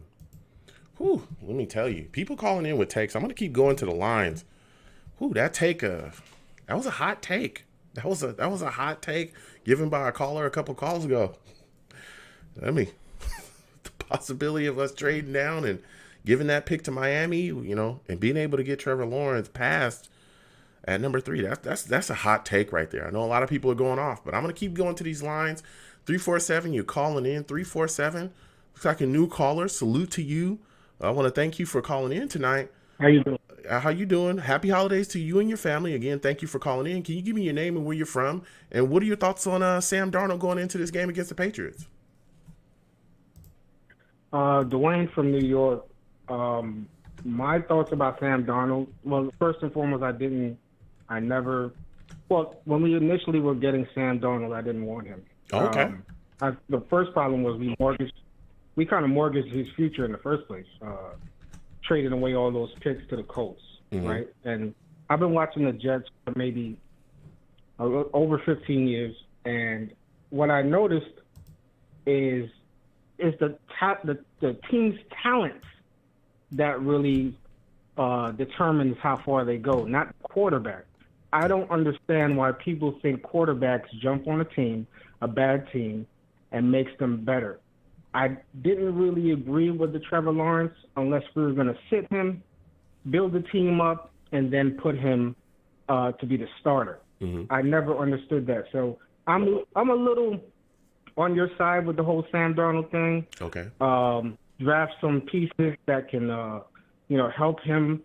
I think a quarterback really just highlights how good your team is. So I think he can do that. I just don't think he's the future, but I think he's a placeholder. Okay. Now, do I think Fields is better? Absolutely. Absolutely, I think Fields is better. I think he can go down the field more. If you watch Joe Flacco this year, I'm not saying Joe Flacco was a Hall of Famer. Okay. Or is a Hall of Famer, but he unlocked the talent of our team, which is going down the field. I know nobody believes that, but we have a lot of wide receivers that stretch the field. Okay. And Sam Darnold can't stretch the field. Okay. Okay. Okay. Well, and we're gonna definitely talk about this tonight, Dwayne. Look, I hear your take, and again, I want to thank you for calling in. Here's my problem with that: is that when you talk about the stretch the field and all those things, a lot of that leads you to think about play calling, doesn't it? When you look at when Joe Flacco was playing, he had the play calling was not the same. It wasn't, and it was because Gaze wasn't the guy drawing up the game plan by himself. And I think that you saw Darryl Loggins, you saw maybe even, Cooter as well being involved in that as well in the game plan. But you saw emotions. We saw a bunch of things that we normally do not see out of the game plan. And then when Sam was implemented back into the game after he came back from that injury, you saw it go back to being stagnant, standing around, no motion, no nothing. That's what we saw. So you saw it go back into the hands of Adam Gase. Now, when you talk about our talent at wide receiver, I don't think we have a lot. I mean, Brashad Perriman, yes, these are guys that can stretch the field, but they're not good wide receivers. We don't have many weapons. We don't. Mm-hmm. Also, when you look at the issues, and I know, we talk about this constantly on this show, the lack of protection. You saw Joe Flacco had a lot of these same issues. People romanticize his games, but when you look at the first 2 games, he was not good at all. He wasn't good at all. I remember him taking, a 20-something yard sack? He was running for his life. He did not look good in that first game. Right. He didn't look good. There was some issues, and I think that people forget that because he did have like a pretty semi-solid game, the last game that he played, but there were major issues with Joe Flacco. And he suffered from a lot of the same things that Sam Darnold did. And look, I'm not the biggest, I'm not all about defending Sam Darnold, but I am all about stating the facts. And you talked about it a little bit as well. The fact that we have not completely built around him and given Sam the offensive talent needed to succeed has been a travesty. It's been a travesty. If you look at what we've done versus what the Bills have done with Josh Allen, we look like complete idiots. Look at what the Bills have done with Josh Allen. This is a guy that came in. He was the highest, one of the biggest boomer bust guys, right? Remember in that draft? Because, I know you probably remember, but He was talked about his accuracy was bad. People didn't know where he was going to be at, what was going to happen with him. They brought him in. They gave him solid coaching, right? His offensive coordinator is really a top coaching candidate right now. They gave him solid coaching. They then turned around and built that roster in front of him. They bettered their offensive line. That was one of the issues that they had. They drafted a ton of offensive linemen, and they surrounded him with weapons, and we have failed to do that. We failed to do that. Every offensive lineman we have outside of Becton is not good and did not perform well this year. Yeah. Even McGovern. And we brought him, we signed him as off the free agency list. So I think we have major issues, and I understand that. But when people talk about Joe Flacco and the little success that he had, dude, it wasn't world beater. It wasn't something amazing. He was still being not put in the correct position. There were still issues. He was still running for his life. There were still plays that were broken up. When you look at a lot of our scoring, it's especially this year, a lot of the TDs that we had before Sam went out, it was him just making a play. That big run that he had in Denver, all those things that he did. I think the talent is there, but I think you have to put pieces around him like you have any other young quarterback, because if you don't, he will fail, just like any other quarterback will fail in the system. So, but I hear your take there. What are your thoughts about when you talked about, because you talked a little bit about trading down. Who are your targets as far as trading down if you're going to move from that number 2 pick? What teams exactly are you looking at to try to get the haul from? I'm sorry to say this because I know a lot of people are going to disagree with this. My thing is, I see a few people, a few players that are kind of generational talent-ish. Mm-hmm. One of them is Penny, one of them is Trevor, but the other one is Kyle Pitts. And I'm not saying take Kyle Pitts at 4, but someone along that line. My main thing is always offensive line, always offensive line. Yeah. If we are deciding not to go offensive line with Penny, I kind of want to go get Kyle Pitts because I know it's a tight end, but he doesn't just play tight end. And he cannot be covered. If we could get a right guard with that second Seahawks pick and get Kyle Pitts, who's guarding Kyle Pitts? That's my take. Okay, you know so I mean? But where exactly? Yeah, but where exactly are you trading down to? Are you moving down to the number 4 spot with Atlanta? Are you trading down to the number 10 spot with Denver? I mean, who exactly are you trying to get that haul out so you can be still in the same range and take a pitch, which we'll talk about as well in a second. But where are you moving to? Is it Atlanta? Is it down to 10 with Denver? Are you willing to go down to 19 with Washington? I mean, who exactly are you trying to get that haul from? I'm not trying to go too far back. I know it sounds crazy to draft a tight end at 4, but oh yeah, it does. If we can get something decent, decent from Atlanta, decent from Atlanta, and get Kyle Pitts, and then get a guard, and whatever else we can use those picks for. Mm-hmm. We can just build the offense this year, and then worry about defense next year. Mm-hmm. That's kind of where I'm looking at with. Yeah. I hear you. I hear your take. I didn't scan the whole thing, but yeah, if I was looking at the list of the draft list, I would probably pick a different spot. But that's where I can kind of go with right now. Look, I hear your take, Dwayne. I don't necessarily agree with us taking a tight end, and we'll talk about the draft as we continue to go on. And again, I want to thank you for calling in. I don't necessarily agree with us taking a tight end, especially not at 4. I think we have so many other needs, particularly at impact positions, right? Like your offensive line, wide receiver. Hell, I take a pass rusher before I would take a tight end, to be absolutely honest with you. And I'm a guy that has talked about completely bettering the offense before I even think about defense, because we poured so much into the defense over the years. All those first round picks from your Kyle Wilsons and your Sheldon Richardsons and so on and so forth. You know what I mean? So, but I do hear your take. I know that people are in love with Pitts. I get it, but I'm not taking a tight end at 4 if it's there. I'm either taking a wide receiver or I'm, taking offensive line, or I'm taking something at an impact position because we're so in need. Even though I do think that Pitts is a solid lineman. Now, when you look at this situation as well, I want to talk to you about the head coaching candidates, because Gase is as good as gone. I mean, before I say that, though, before I press that, are you in agreement that Gase should be fired at the end of this season? I never wanted Gase in the beginning. I don't know where that came from. Nobody was talking. Okay. I just want to make sure because we've had some takes tonight.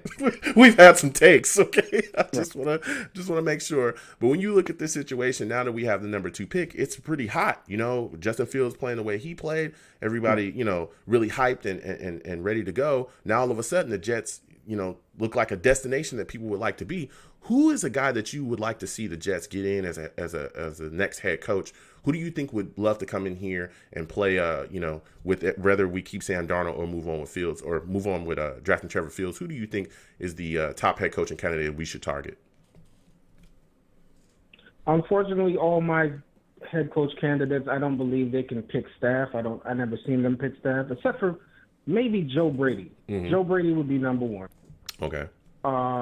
Greg Roman number 2. And like I said, I don't think he can pick staff. Maybe we'll have to work with him. Yeah. But I'm looking at Tony Elliott from Clemson. Okay. I think he made a difference in how Clemson played. You know what I mean? Yeah. So I'm looking at Tony Elliott. Okay. Yeah. And before I let you go, there's going to be, because that was a very solid, you know, coaching candidate list that you put together there. What are your thoughts about Ty Johnson and Josh Adams? How do you feel about them possibly being a running back tandem for the future? And do you think that they'll be able to really showcase what they have against the Patriots in this football game?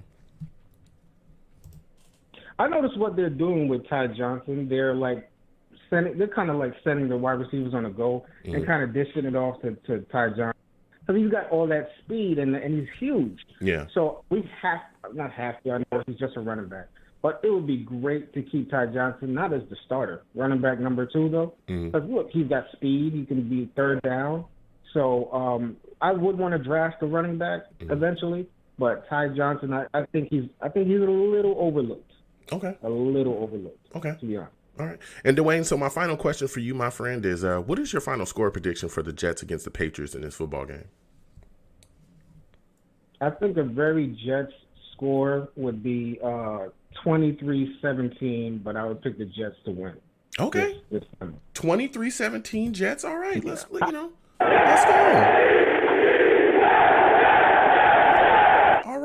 All right. I know it sounds blasphemous.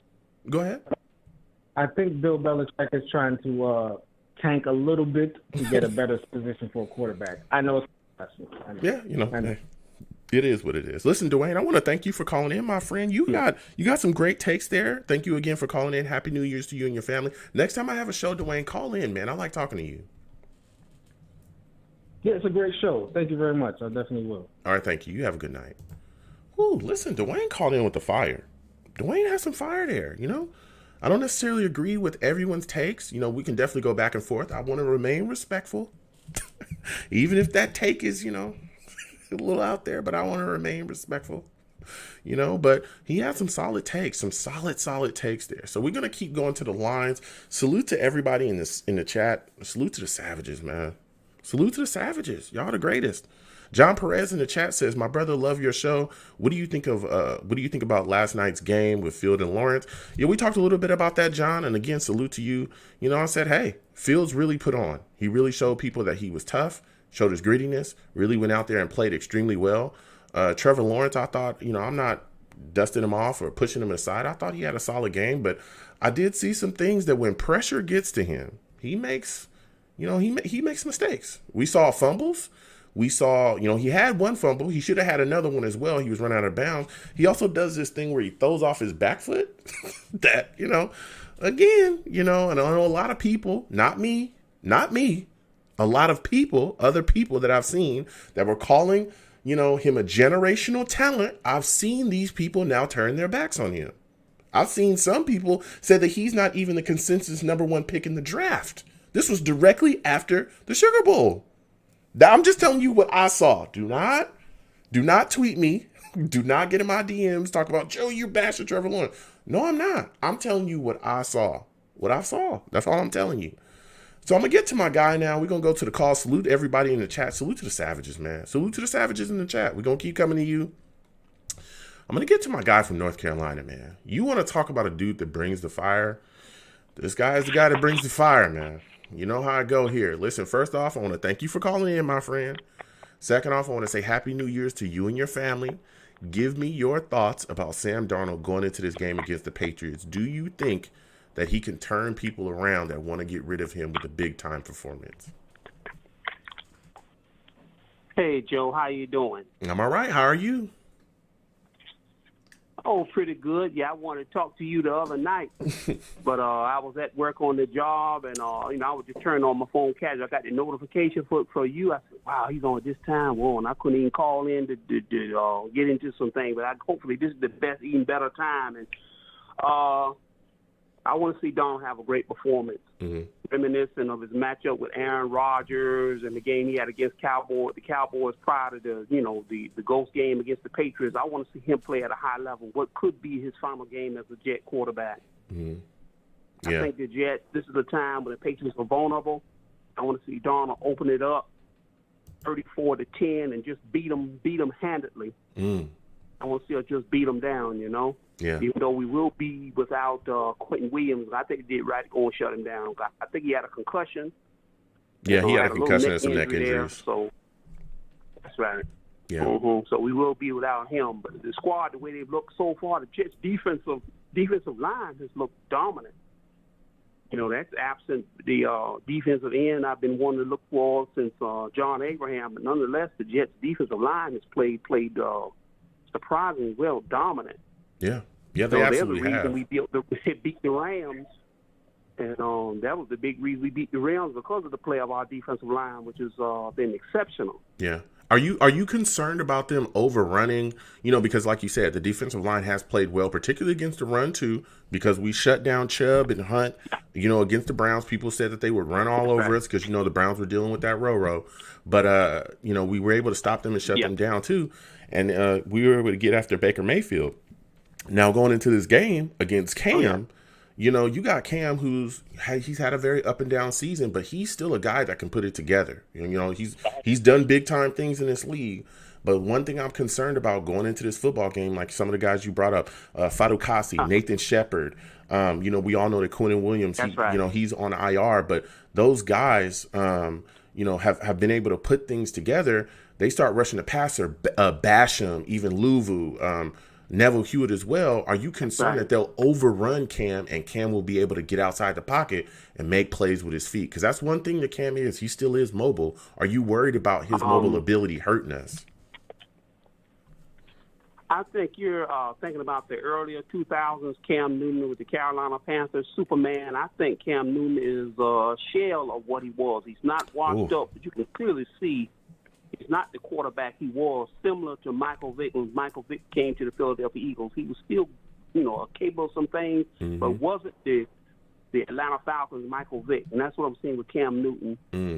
What I'm saying? I think injuries have really damaged the tail end of his career. He's showing signs of age and decline. He's not the Cam Newton. You think about the Cam Newton, the early 2000 Carolina Panthers, Superman. If Bill Belichick would have had that Cam Newton, he would have been very formidable, someone to deal with. Yeah. Well, Cam can still move. I've seen some games. I can't stand the Patriots. I respect them. I can't stand the Patriots. But 1 second, folks. Blog Talk crash. 1 second. 1 second.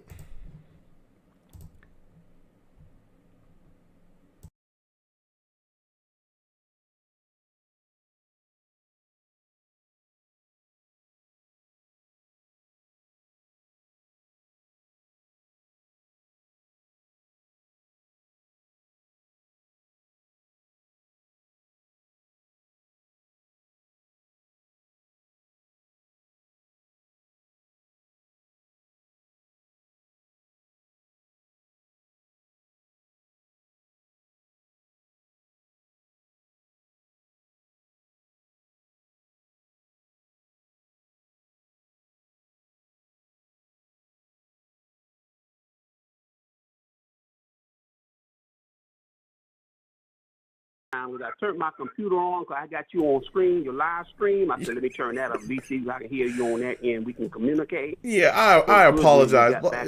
It's blog talk. It's no. long time tripping, but we'll keep Well, on I know going. the other night I was watching weeks ago. You had lost your connection with the callers. Yeah. You had to end your live stream. I don't know if that was 3 or 4 weeks ago. Yeah, it was a mess. And I was getting ready to call in then, you know. Yeah, I got a lot of, when you get callers, blog talk just be tripping. But in any way, we're gonna continue. Blog talk stay hating. Salute to Venom G's. He already knows in the chat. But like I was saying, I do believe that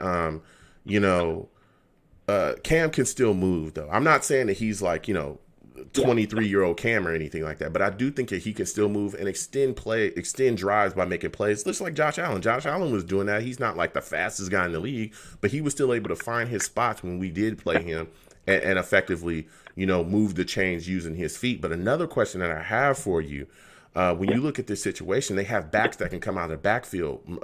Sony Michel, White, these are guys that come out the backfield and catch the football. What are your thoughts about our matchup with them and our linebackers? Because that's something I'm concerned with as well. Yeah, we're definitely vulnerable because we don't have, we don't have Mosley and we don't have Avery Williamson, so we're definitely vulnerable from that aspect. Yeah, we don't have our pair of starting linebackers, which we were looking forward to starting the season. We have a whole different defensive lineup in some areas of the team. So we're deeply devoid of talent and definitely need some upgrades and stuff. But I'm really looking forward to hopefully going and get this game over with. We can focus on the off season. Yeah. Fire Adam Gase, go on our head coaching search. And I really who's your top head coaching candidate right now? Aftermath, the Clemson, Ohio State. T.J. Fleck was one of my guys out of college. I want a guy who can actually establish that he can run a program. Okay. You got Pat Fitzgerald. There's a couple of guys. There may be some other dark horse candidates out of college as well. Obviously, you got some pro candidates. Bill Cowher, I know his name had been mentioned. I don't know what his status is currently. He said he don't want it. That's what he said. He said he don't want it. Coach. He said he doesn't want it. Oh, okay. Yeah, but his name definitely was out there and it was supposed to connect it. But I'll tell you what, there's other guys. Eric Bieniemy is out there. Arthur Smith, DeBow, Greg Roman, the defensive coordinator from the Ravens as well. His name is out there too. So there's some guys. Yeah. Yeah. Yeah, I was very interested when I heard the defensive coordinator from the Ravens name mentioned. I thought about Rex Ryan and this early success we had from him before we stripped him of his offensive weapons and led to Mark Sanchez regression. Mm-hmm. And that really hurt Rex, missing on some of the picks, Stephen Hill, Vlad Dukas, Vernon Gholston. We had those massive draft busts. Ooh. The team became devoid of talent after Damian Woody retired. I like Wayne Hunter. I remember they did a locker room interview with Wayne Hunter. That was a funny guy. He was like a nice guy. And he was, made light of it, was joking about it, trying to replace Damian Woody. And obviously, he was in over his head and all.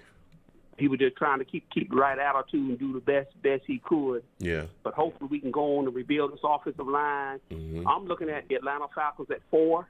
So you want to trade down? Spot for me to move down. Yes. Okay. Hold on 1 second. 1 second before you. I don't mean to cut you off, but I want to, because I want to hear your takes on multiple things before you give me your take on trading down. Now, we had a caller earlier. He came in with the double barrel. He went crazy. Okay. Okay. Let's say that Trevor Lawrence, because a lot of people, again, I know you've been hearing it ever since the Sugar Bowl.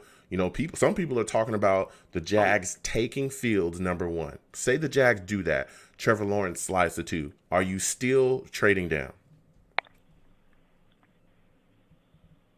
I said no. Okay. If Trevor Lawrence falls to us, take him. If he falls to us, take him. Because he had been all the while for the last 2-3 months the consistent #1 pick in the draft. And that would be a miracle. If somehow, when that card is turned in, I guess Tagler, whoever it is, take that podium. I'm going to be watching live on ESPN. I like the ESPN version. We got the NFL Network. Mm-hmm. I'm going to be anticipating what his announcement is going to be. If he announces Justin Fields, my jaw will drop. I will be shocked. Okay. You're going to hear some oohs and ahs in the crowd, whoever it is. I don't think there'll be a live attendant, with COVID. Mm-hmm. But I will be shocked. But if Trevor Lawrence falls to us at 2, take him. Don't get cute with it. Don't move down from that point. If Trevor Lawrence is there, take him. But what occurs is what I anticipate, that Trevor Lawrence will go number one because, they got their fan base in Jacksonville. They probably want Trevor Lawrence, so there's a lot of pressure on that franchise to do the right thing, go and take him. So I'm anticipating he will go first. Justin Fields and Zach Wilson be on the board. I'm going to be taking phone calls. Atlanta Falcons are the team that's sitting behind Miami at 4. I've been thinking about this today. I'm willing to move down to 4. Let them come up get Justin Fields. Let the board fall to me. I think the Dolphins are going to take a wide receiver, which will probably be Jamar Chase or Penei Sewell. I said that's fine. If they do either way, let the board fall to me at 4. If Zach Wilson is there, take him. Wow, so you're taking a quarterback either way. From BYU. Yes. Wow. That's the plan, is to go on and fall down a couple of spots. It won't kill us. It won't really hurt us. Because Miami's sitting there. They're a key pick position. And I trust that they're not going to take the quarterback. They're like Tua. Tua's a solid. He looks like a solid pro. Just need a little time. You know what I'm saying? The board can fall to us at 4. We can still get one of our guys. You got the big 3. That's Wilson, Fields, and Trevor Lawrence. Okay. I'm taking Zach Wilson at 4. Okay. And never look back. I got a question though. Let's say Atlanta doesn't want to trade, right? They don't want to move up. Let's say Denver calls at 10. Are you willing to move down to 10? Okay. Yeah, now, tough Denver questions. Calls at 10. I tell you, tough question. let me see. If they're offering me multiple ones, at least 2 ones, offering me a package that's hard to turn down, yes. Okay. I would be biting my hand to lose out on Zach Wilson. I really like that young man. Not to say I don't like Justin Fields. Zach Wilson out of BYU has been very, very impressive. Very impressive. Well, for me to trade down to 10 and lose out on him, they're going to have to give me a serious package. Okay. I'm talking about multiple 1s, 2s, probably either 3s. Teams like to break it up. They don't usually give you 2 and 3. They might give you 2 and 4. Yeah. And maybe a conditional pick on that backside. They give me the big package I'm looking for this year's draft. To give me that 2-3 or that 2-4 and maybe a conditional pick on the back end. Give me that 1 for 2022, possibly a 1 or a 3 for 2022. I do it. Okay. I move down under those conditions. Okay. And those multiple first-round picks are the foundation of any potential trade proposals. If I'm going to trade down, I got to make it well worth it. It's got to be a haul. Okay. Then my draft strategy would change. That's where the Kyle Pitts, Jamar Chase, he'll probably be gone. He probably won't make it to 10. I don't even know if so you'll take a tight end in the first round? You'll take a tight end at 10? Yes. Wow. If I move down. Now, if I'm trading, let's say I trade down outside the top 10, then that's when you got guys like Wyatt Davis. The only reason I don't take him high in the first is a little bit rich for a guard, unless it's Quentin Nelson. So if I trade down to what you're talking about, trade down a little further, that's when you hear the name Wyatt Davis. That's who will come on my radar. Wow. All those other guys will be gone. Jamar Chase, Kyle Pitts, I think, is going to be gone. Several guys are going to be gone. They're going to all be gone. Now, I'll let the board fall to me, and I'll go and take a Wyatt Davis. It won't be a glamour pick, but nonetheless addresses a team need, which is upgrade offensive line. Guard position is key. And then I'm looking at that other pick at the back end. Terrence Marshall is one of my favorite wide receivers in the draft. I like Jamar Chase, but I had the chance to take some video on Terrence Marshall. He's amazing. Rashad Bateman, Terrence Marshall. I look at the other pick at the top of the second round. That's when I'm going to look at Daniel Falele, the massive right tackle. I'm going to try to address my offensive line early and often and try to rebuild my line, add some wide receivers, maybe take a Najee Harris if I get an extra second-round pick. Let the board fall to me in the second round. See how far Najee Harris falls. If he falls to me with that other pick in the second round, let's see I make that trade, I'm taking him. Okay. I'm going to rebuild my offense, Okay. And would you move down any further than 10, or is 10 for you the cutoff? Well, to put it, to tell you the truth, to move down further than 10, we're talking about a big haul. Yeah. Okay. A big package. You know what I'm saying? Multiple 2s, multiple 1s, probably a 1 for 2022, 1 for 2023, something of that ilk. Yes. If I get that kind of package, multiple 2s, 3s, 2s, 4s, conditional picks at the back end, 5th-round picks or whatever, really big package, yes. Okay. Under those conditions, I would agree to it. Okay. That means I'll forego taking a quarterback. Mm-hmm. I'll build my offensive line, get some wide receivers and skill talent, and see what happens with Sam Darnold in 2020. That was going to be my next question. Are you are you keeping Sam Darnold, or are you trading him as well? Because you said you're taking a quarterback regardless. So you're either going to end up with Fields or Lawrence, whoever falls at 2 if you stay at 2, or even if you trade down, like you said, you're still, even if you get 4, you're still looking to get a Zach Wilson or somebody like that. So say you do take a quarterback, what are you doing with Sam? Scenario is, now Sam Darnold, I'm going to probably take him since I have the option on him for 2020. Now I'm going to have to make some kind of decisions at some point in 2021 whether I'm going to re-sign him. So what this means is, I guess before we even go into the break, whatever that what you call the bye week is, we're going to have to make some decisions. We're going to commit to him wholeheartedly, but you usually will know going into camp how he looks, the preseason performance how he looks, and then the first couple of games, 3-4 games out of the break, you'll know then what your decision is going to be.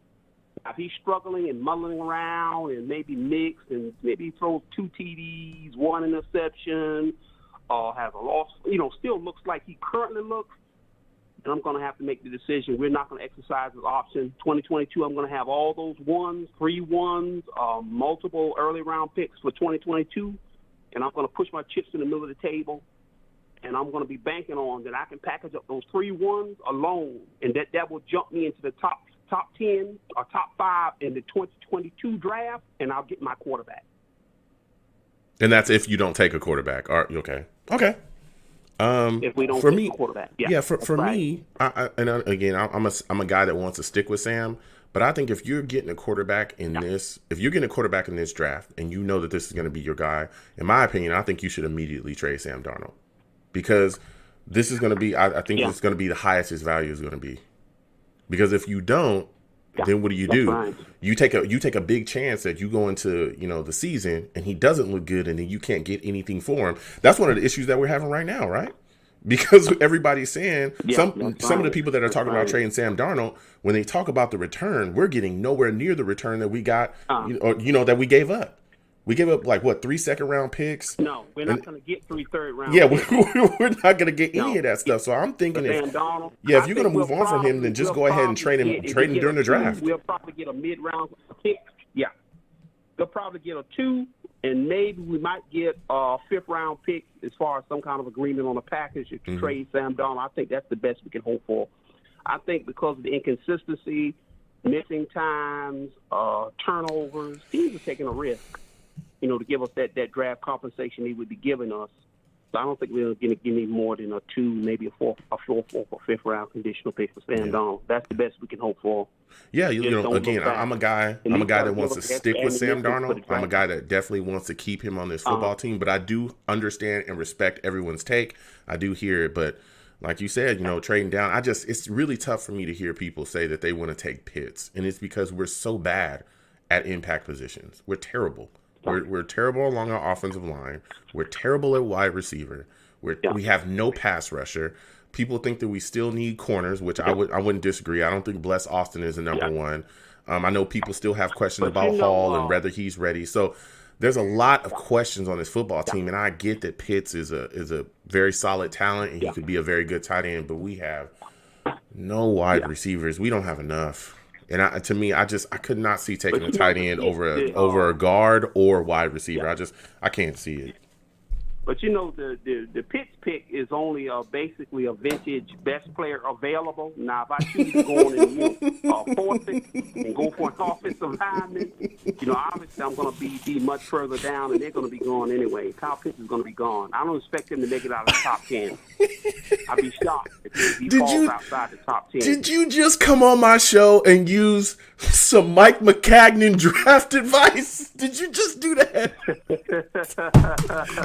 Oh, yeah, that infamous best player available. Oh, my God.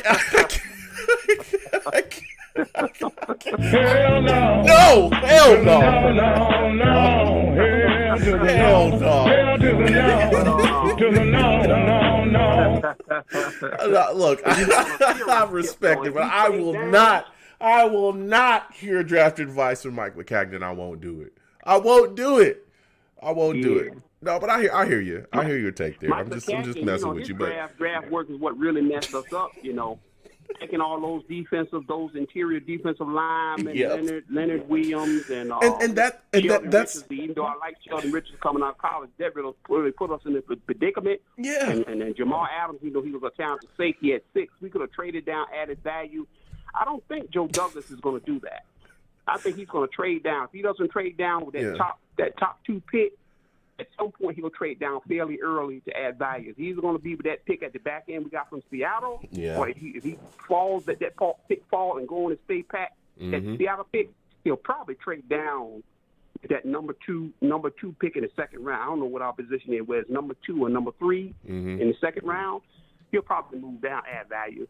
Yeah, you know what he does. I like Joe Douglas's approach to the draft. He understands the draft about trading down, adding value, which is good. Let the board fall to you, and there's still good players to be had. Yeah, excellent players. I'm looking at Troy Smith, Wyatt Davis, Darryl Shaw. The other tackle I'm looking at some offensive linemen. Yeah, that Seattle pick. Yeah. Now I can't take an offensive lineman with that number 2 pick unless I take Penei Sewell. But a lot of things I guess are pending. Depends on what the new coach is going to want to do. The new coach I'm anticipating is going to want his quarterback. I'm not saying that some other people out there may not like Sam Darnold, but at least if we trade down and add value, let's say a new coach comes in, he likes Darnold, I said, fine, we roll with Darnold one more year. Joe Douglas should have that discretion to trade down, which I anticipate he will do. He will give us the picks, ammunition we need for 2022. So if Donald doesn't perform, we'll have all the chips we need to go on and make that deal, to package up, to move to the top of the draft, probably top 5 pick, and get our quarterback. Yeah. So either way, we'll get our quarterback, whether it's this year or next year with the big trade. Yeah, and I don't want to go too deep in the draft, but you bring up you always do this every time you call in. You get me to get going. They're talking about draft and free agency every single time, but a lot of the points that you brought up is something that we talked about in the past as well, and I've brought up is that everybody is really concentrated on the number 2 pick at this point, which is understandable. But let me tell you, there is value to be had in that Seahawks pick at the bottom of the first round. And I think a lot of people are not thinking about that. A lot of people are really solely focused on that pick. But let me tell you what, you can trade down and still get solid capital, because you'll be either sitting at the very bottom of the first or the top of the second too. And let me tell you something, a lot of people looking past guys, if this wide receiver class, it's being talked about in the same light that last year's wide receiver class was. Let me tell you, Jefferson with the Vikings, he was picked late in the first round. I think he was 24 or something like that. I think they were in the 20s. And let me tell you, that dude is lighting this damn league up. He is lighting this joint up. I'm telling you, he is killing people. You can still find very solid talent. Mike Pittman as well with the Colts. Mike Pittman in the top of the second. He looks extremely good too. So there's talent to be found, and getting that talent, everyone's focused on getting one player. We need so much. We need to hit at multiple spots. That's why trading down and accumulating picks and accumulating talent is so important to our rebuilding process. Because you brought it up. I mean, you used Mike McCagnon. but it took Mike McCagnon years to ruin this football team, and we're feeling the after effects. You know, damn it. Look, this is for you, Mike McCagnon. That's for you, Mike McCagnon. It took him years to ruin this football team, and it's going to take us quite a bit to better it. So much damage. Go ahead. Go ahead. The inability to draft beyond the first round did a lot of damage. Facts. He would hit on the first round pick, but then within a year, 2 years, he would have to release all his other picks, all except the first round picks, the Leonard Williams, the Jamal Adams, Sheldon Richardson. Everyone else wound up getting released. Yep. That was some bad news, and all those players just couldn't cut it. I don't think that's the case with Joe Douglas. I like Denzel Mims, the undrafted prospect. Bryce Hall looks like he's going to be a solid corner. Got Brandon Mann, the punter. Only pick I didn't like, obviously, the James Morton pick. I don't know. I think they were. I think he was kind of slipping on that pick when he made that selection. Looking at what was on the board. Peoples-Jones, the wide receivers on the board. Curtis Weaver, I think, was on the board, who I wanted badly. Yep. We took James Morgan. That's the only disappointment I had. But I don't anticipate that happening again. I'll give you. I think he's going to stay focused.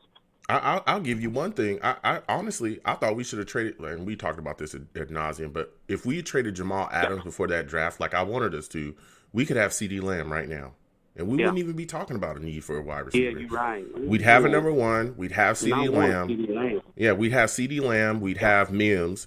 You know, it would have been a lot less issues. But it is what it is. We got the capital now.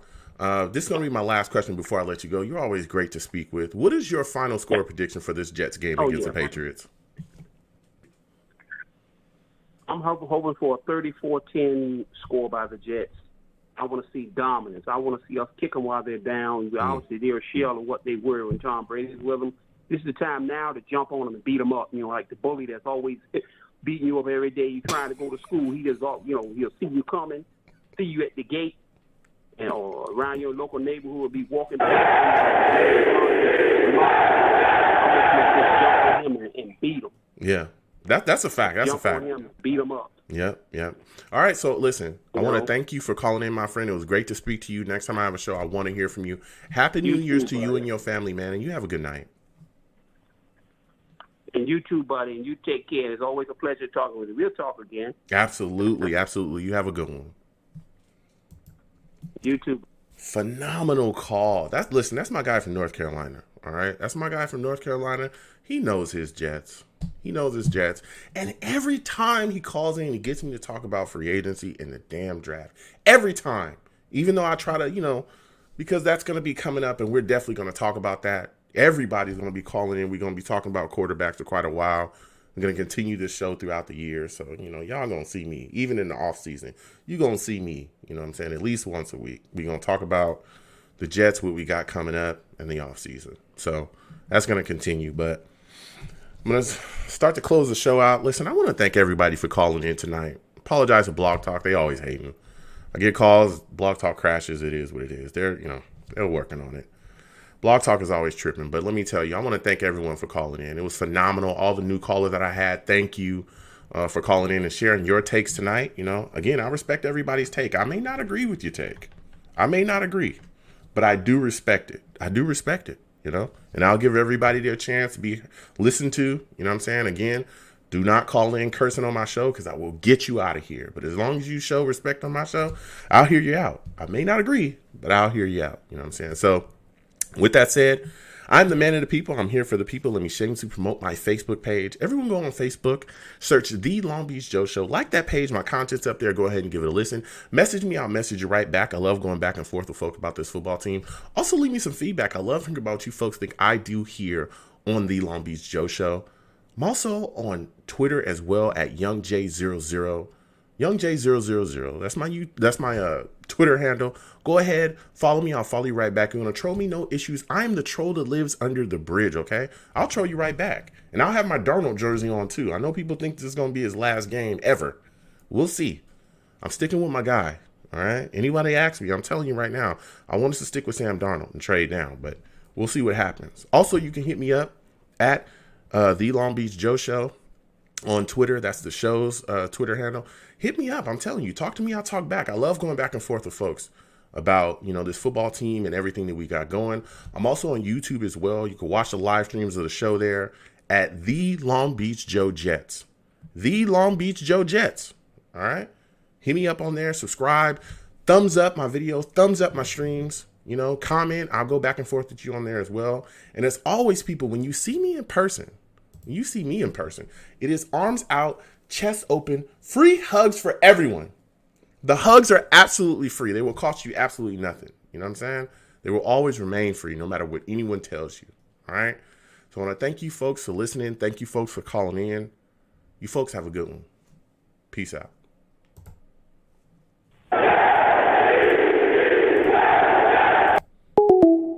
One second, folks. It was an amazing show. Ooh. All right.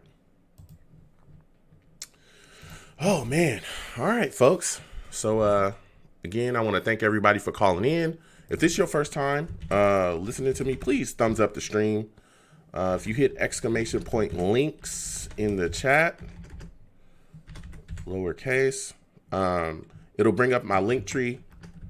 That'll bring up everything, all of my YouTube channels, all of my social media. You guys can literally just click there, go down the list, and you can follow me across my social media. And please subscribe to my YouTube channels and turn on your notifications for those.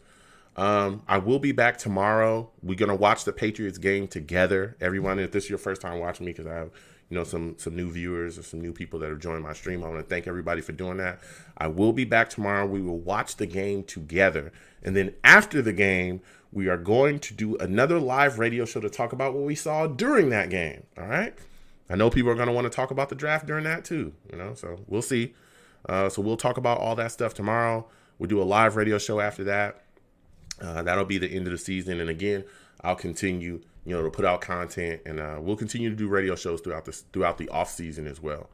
So listen, I want to thank everybody tonight for joining, everybody for calling in, everybody for, being a part of the show tonight. Woo. I mean, we had takes, we had it all, baby. So you folks have a good one. I'll continue to go on. And also, a lot of people hit me up too. Listen, this is not the Long Beach Joe show. We talk football. We do a lot of different stuff. But we also play games as well on this show. We play video games together. We do all kinds of stuff. So a lot of that stuff is going to be coming as well back in the off season too. We're going to have a lot of fun. We play Madden, Street Fighter, all kinds of stuff. And the live radio shows and stuff will continue as well too. So we'll definitely talk about that tomorrow as well during the game, because we chop it up and just have fun. So I want to again thank everybody for joining. O'Sullivan, salute to you. Good to see you in here, Dermot. Portway says, Happy New Year, Joe. See you tomorrow. See you tomorrow, Portway. You have a good one. Salute to all the savages, man. Salute to all the savages in the chat. I'm telling you, folks are the absolute greatest. Love going back and forth with y'all. So I'll see you folks tomorrow. Patriots game. Time to see us beat the Patriots. Go Jets. You know what I'm saying? So you folks have a good one.